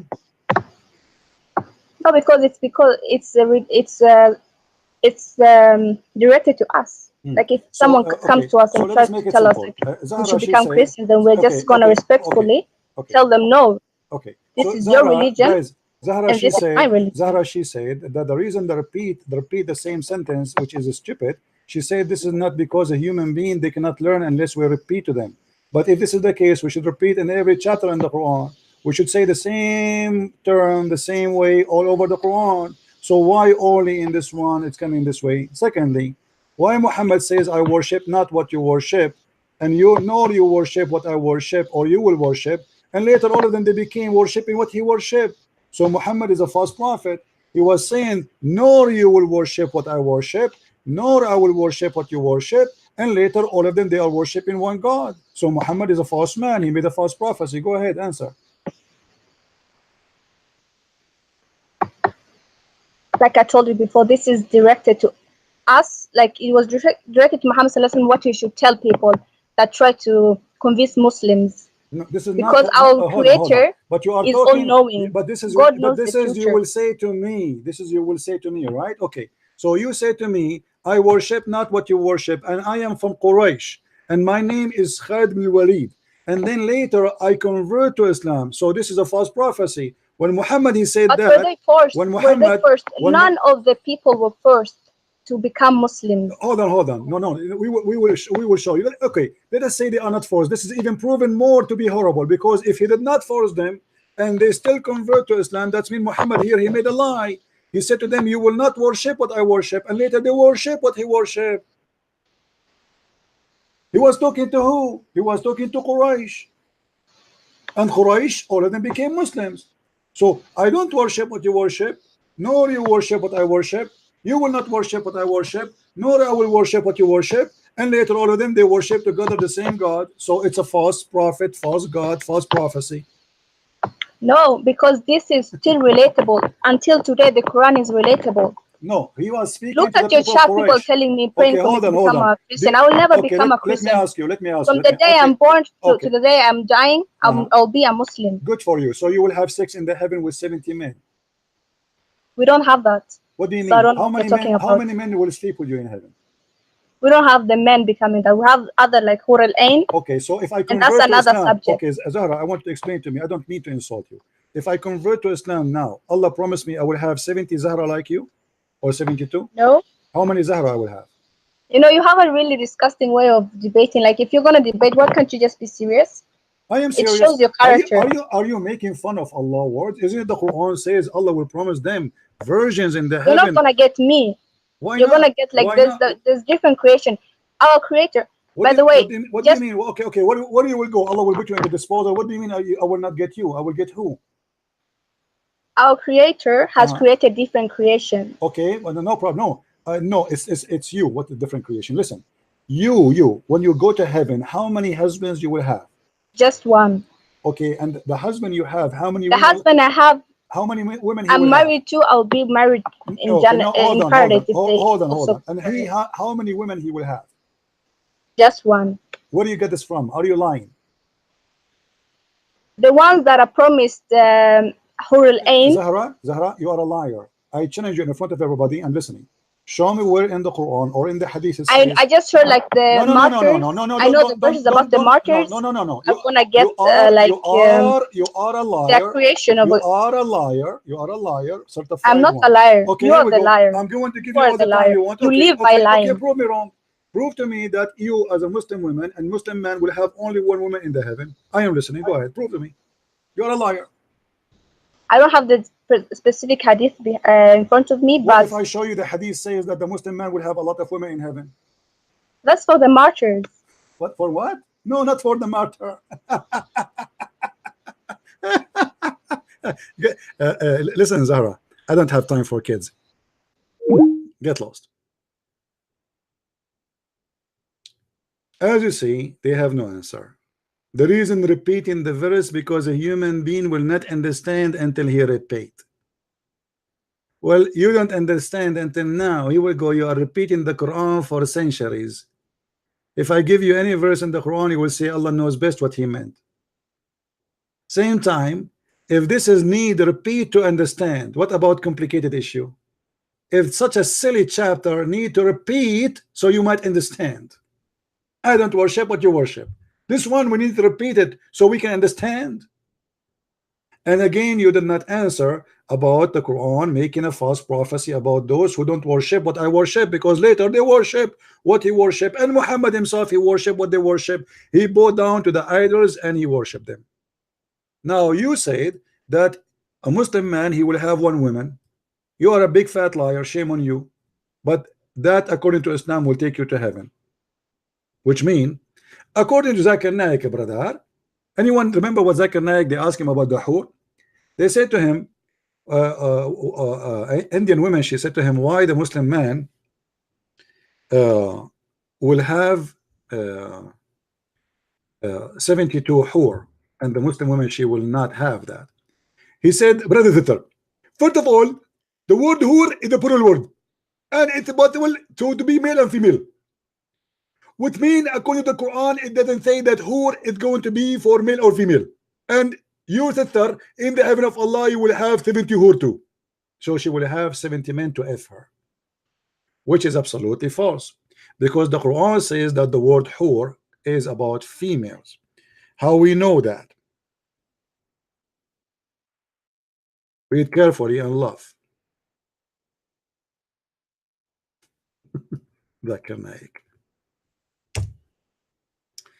Chapter 55, 56, chapter 55, verse number 74. It says, Lam yatmuthahun.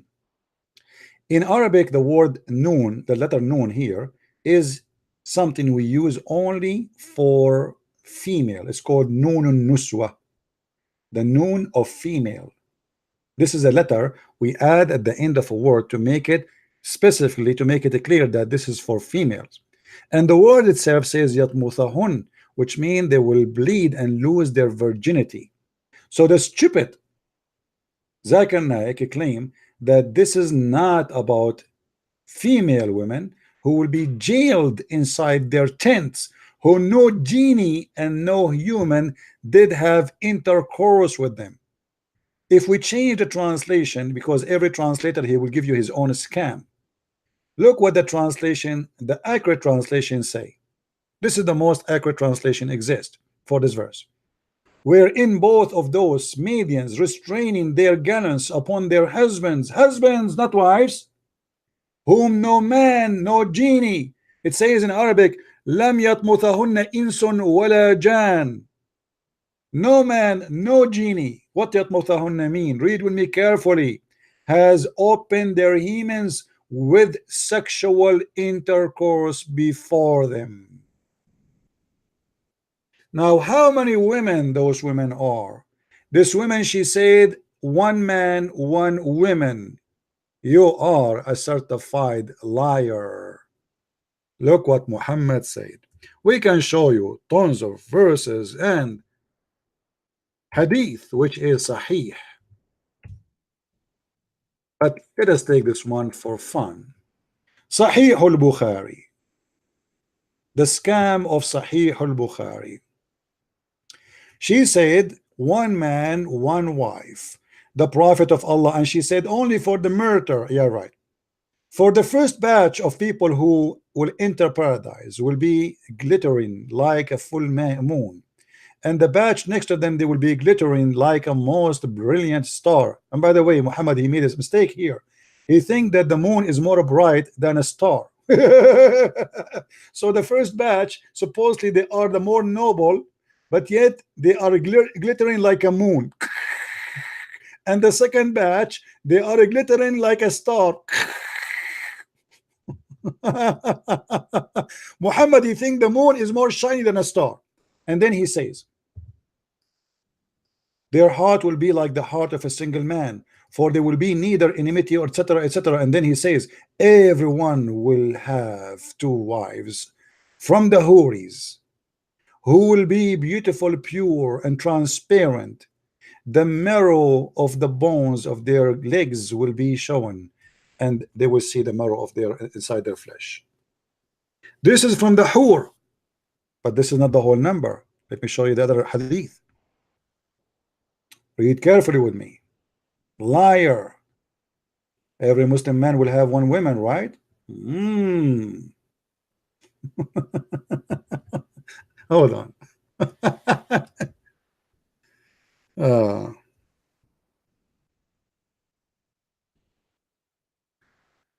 Oh boy. Here the Hur al-Ain, they will sing for you. Look at this hadith, by the way. The Prophet of Allah said, whenever a woman harms her husband in this world, that without any do right, his wife among the Houris, many of them says, you must not harm him. May Allah destroy you. He is only passing guest for you. He is my husband. Leave my husband alone.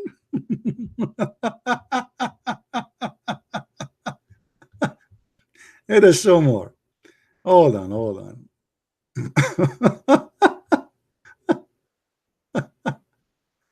All right. Okay, hold on.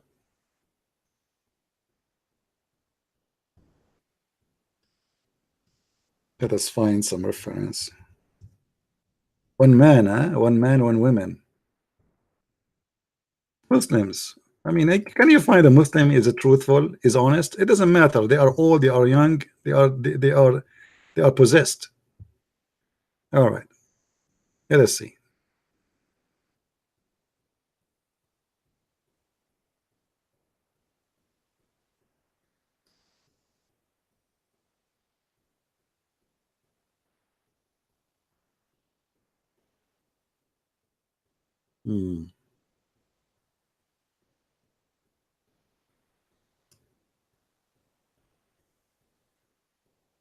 Let us see if we can find this one in.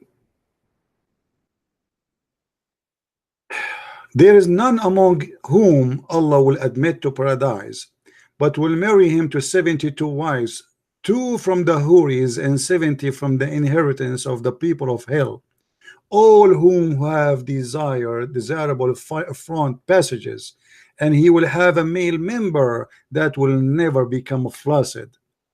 So at least, and by the way, this is the lowest number. If we go to different hadith, it says,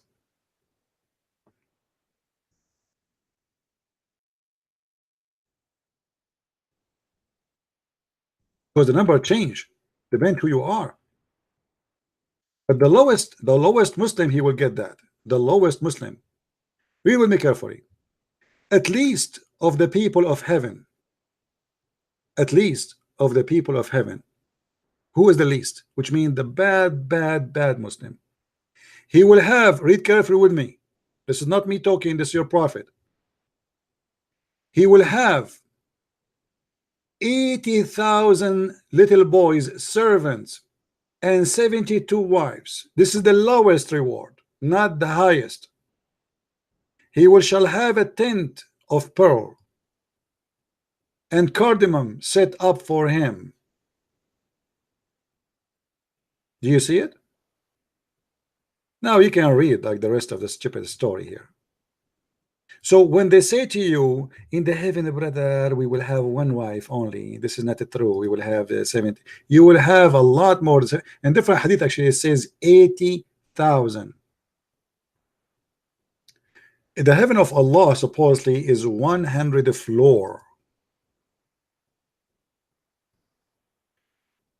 Even the Quran says that in the heaven of Allah there will be fakihun, busy fakihun, doing busy stuff. What is the busy stuff?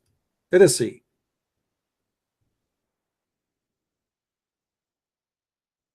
This is the filthy religion of Islam. وَإِنَّ أَصْحَابَ الْجَنَّةِ الْيَوْمَ فِي شُغْلٍ فَاكِهُونَ, chapter 36 verse number 55. Okay, what they will be doing in that day, what does that mean? If you read a Muslim translation, it doesn't say anything. It's a lie. Let us go and see what they will be doing literally in that day. 36:55.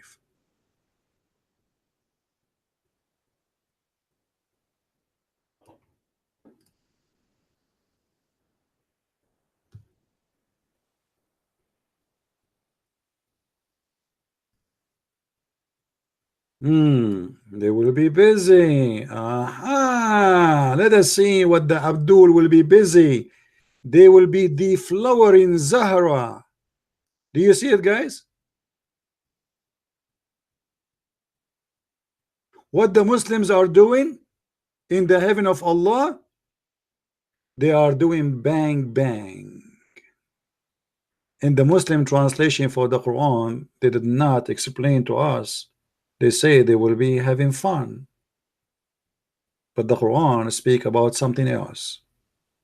They will be literally effing women, opening their private part, which never been used before, brand new, deflowering virgins. And not only that, each time you sleep with the virgin, she become a virgin again. And if you don't believe me, we can show you the reference. You can go actually get my book Sex and Allah, and you can read it.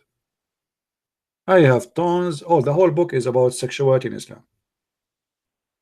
So this is how the Muslim, they lie to us loud and open, and they don't have a shame. They think the funny is, like when this woman, she said that, you know, as an example, the reason Allah he repeated because a human being will not learn unless we repeat. I mean, this is the most stupid answer. We have a book and we do not need to repeat. And what the point of repeating? Repeating will teach us. It's the same sentence. If I did not understand the first sentence, how I can understand the second sentence? It's the same sentence anyway. So the answer is proving the stupidity of this cult. Number two, when they lie about the look of Allah, and all of them, they believe that Allah have a hand, Allah have a foot, Allah have a leg, Allah have a face, Allah have 5 fingers, Allah have toes, Allah have a nose, Allah have eyes. Yet they say we don't believe in a man. Another lie. When they say nothing like Allah, but Allah he says he have fingers and he have hands. How he use hands and fingers if he is nothing like him? Hands and fingers is like hands. Fingers is like fingers. Foot is like foot. When Allah he used that words for himself, and the Muslim scholars agree that yes, Allah has hands. Why Muslims they lie? You can go right now and I can search in front of you in YouTube. Let us do that. You will find tons of videos.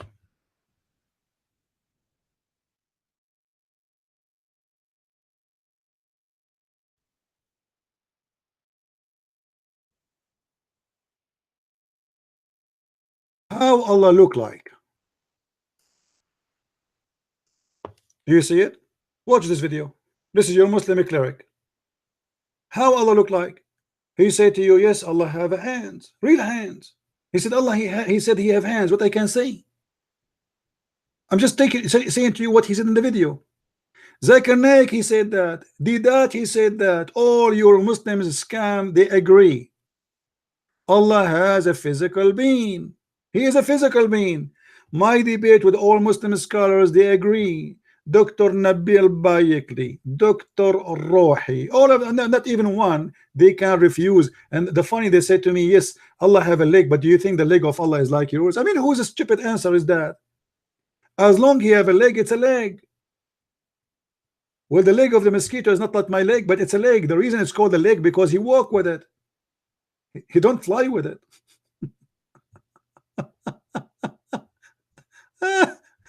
Allah has hands. Allah has hands, my friend. So how the look of how Allah's hands look like? He have 5 fingers. By the way, I found that the Muslims are flagging the videos of those guys who they are saying Allah have fingers. You remember? They flagged them. You believe it? Allah has hands, mouth, heels, fingers, shin, even shape. Do you see it?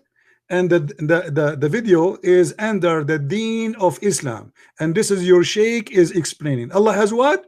Allah has hands, mouth, heels, fingers, shin, even shape. And Allah is not a man. Who cares if he's a man or not?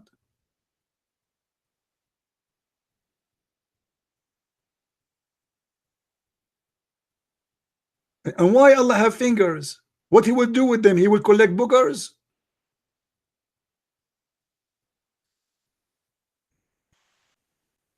Allah has a foot. Allah SWT has a foot. If you go to this guy, his video is flagged by Muslims. They are trying to take it down. Allah has a foot. Allah has body parts.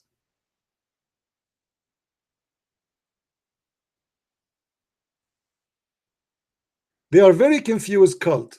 They think their God is different, but the fact their God is just a shape. He is obviously, he is a physical being. Whatever he is, he's a lie. He doesn't exist. He have no spirit, but he have a body. Okay, that means he's dead, because the spirit simply means the power of life. If you don't have a spirit within you, it's mean you are a dead body.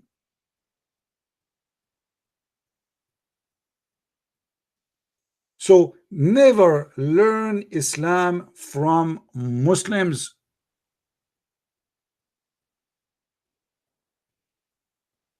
They are certified in lying. They have no shame to lie.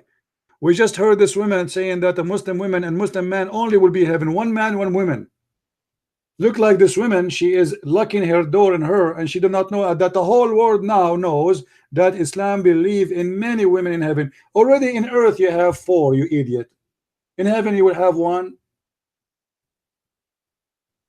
You're a prophet in earth, he have 13 wives. Allah promised him to have the power of 4,000 men for sex. A Muslim man, he have the power of 40 men, 100 men, sorry. No, the Muslim man will have the power of 40, and the Prophet, hold on.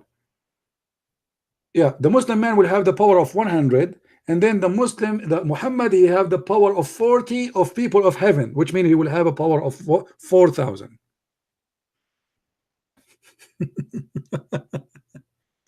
Anyway, thank you, Zahra, for calling. You just help us to expose your prophet.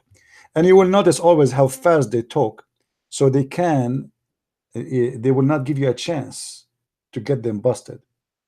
And remember, this verse always, you can use it, the one she chose for us to prove Islam to be right, is one of the most wonderful. I encourage every Christian actually to use this verse to expose Muhammad. There's no way that this verse is written by Allah if he is God, if he is a true God.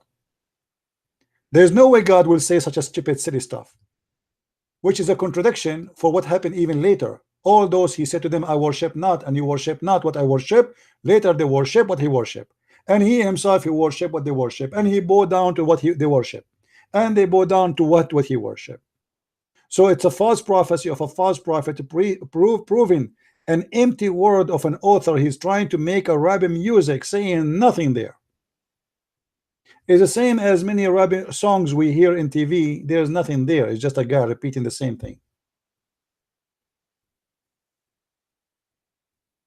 And by the way, this is all over the Quran. And she is right. Muslim, they will not understand unless you repeat. Actually, they don't understand if you repeat. But the point is to make them repeat, not to understand. Because I never saw a Muslim he understand what he is repeating. Especially they are repeating in a language they don't even speak. So how they can understand? I will give you an example before we go.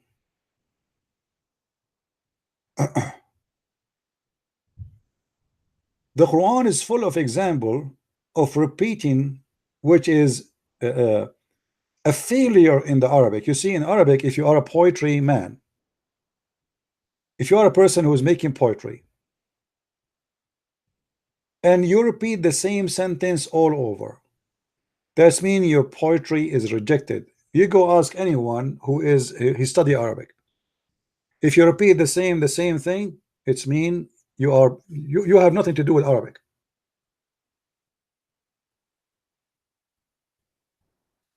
Look at this example.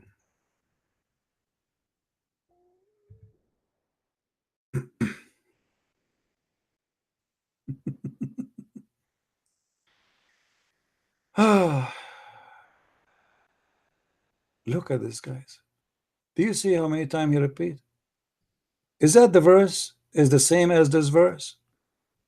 The same as this verse? The same as this verse? The same as this verse? The same as this verse? The same as this verse? The same as this verse? The same as this verse? The same as this verse? Come back tomorrow. The same as the verse. Take a nap. Come back tomorrow. The same as this verse. The same as this verse. The same as this. The same as this verse. The same as this verse. The same as this verse. The same as this verse. The same as this verse. The same as this verse. The same as this verse. The same as this verse. The same as this verse. The same as this verse. The same as this verse. The same as this verse. The same as this verse. The same as this verse. I mean, should I continue until tomorrow?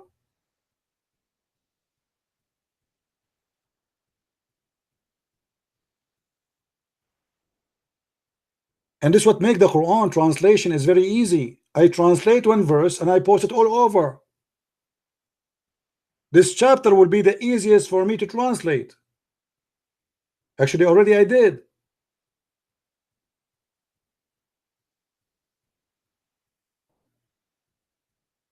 What kind of God he need to repeat the same thing over and over and over? We got it. We got it. But because he is making Arabian music, he need it. Otherwise, it's useless.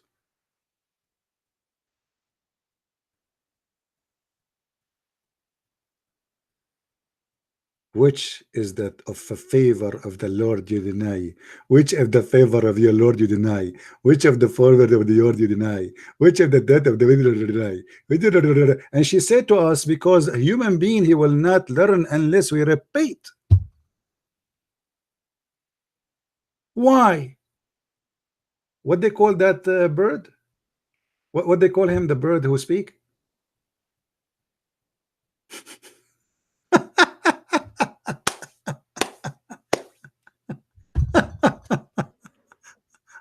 This is the chapter 55, the chapter of Ar-Rahman. By the way, even the name of Ar-Rahman is a theft. Muhammad, he started from a guy, his name is Muslim. They call him Musaylama. His name is Muslim. They took his name, the name of Ar-Rahman from him. This is why you see Muhammad. Maybe we let us. You see, open topic. If I go now, we will go forever. Anyway, guys, I think we have enough for today. Did we learn good? Did we have a good time? And the Muslims, yeah, the parrot. The Muslims, the more they try to defend, the more they got their prophet and Islam busted. And you will notice the first way they try to do is to lie. But lying never save anyone. You make one lie, you need to create another 1,000 lies to cover up the first one lie. We Christian, we should not lie. Jesus said, don't even take an oath. Either you say yea, yea, or nay, nay. I am not ashamed of my Lord. I am not ashamed of what he said. If you say something about what he said you don't like, I will not deny it. The Lord, he says, the one who deny me, I deny him. We Christian, we do not deny. You Muslims are ordered to lie. This is why you have a specific chapter in the Quran. It's called Taqwiyah. No, please, no Christian can call me.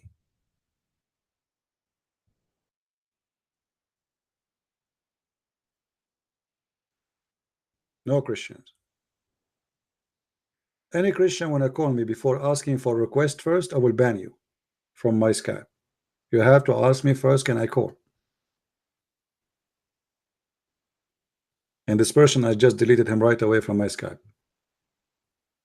When I say only Muslim can call, it's mean only Muslims. If I give time to the Christian to call, then only Christians. So my friend, because we are proud to be believers in the Messiah, and nothing can be better than him to be proud about, we don't lie about him. But because you're ashamed of your God and about your prophet, you lie. Ask yourself why this woman, she just lies saying the Muslim man will have in heaven only one woman, because she feel inside her that this is shameful. It's a fear of being exposed to shame. It's the same as the hijab. The hijab make the women feel shameful because she is a walking vagina. If she don't wear the hijab, she is shamed. She is a vagina. So we have to cover the vagina. This is not about protecting the women. They say to you, do you know how Mary she used to dress? No, I do not know. Do you have a picture? The Bible says clearly that those who wear burqa in the Torah, they've been accused to be prostitute. Actually, not accused, they are. Why? Because in the old days, those who cover their face are the prostitute. Because they want to cover their shame. They don't want anyone to know who they are when they walk in the street.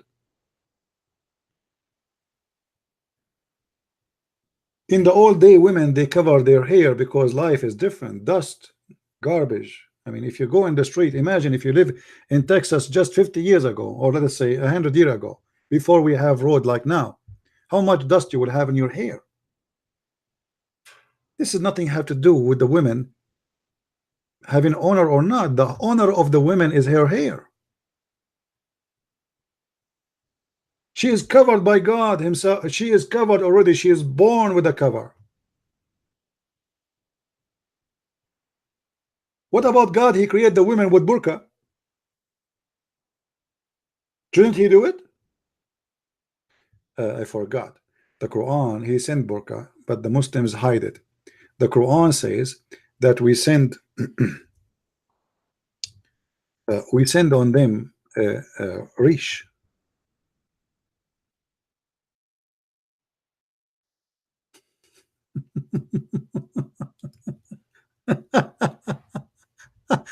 Anyway, I'm not going to show the verse now, because if we show it, we are going to spend another hour.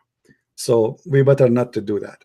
But if you go just if you go to chapter 7, verse number 26, it says that Allah is the one who sent feather and clothing for the children of Adam. Feather. And if you look at the translation, by the way, you don't see the word feather. Do you see it?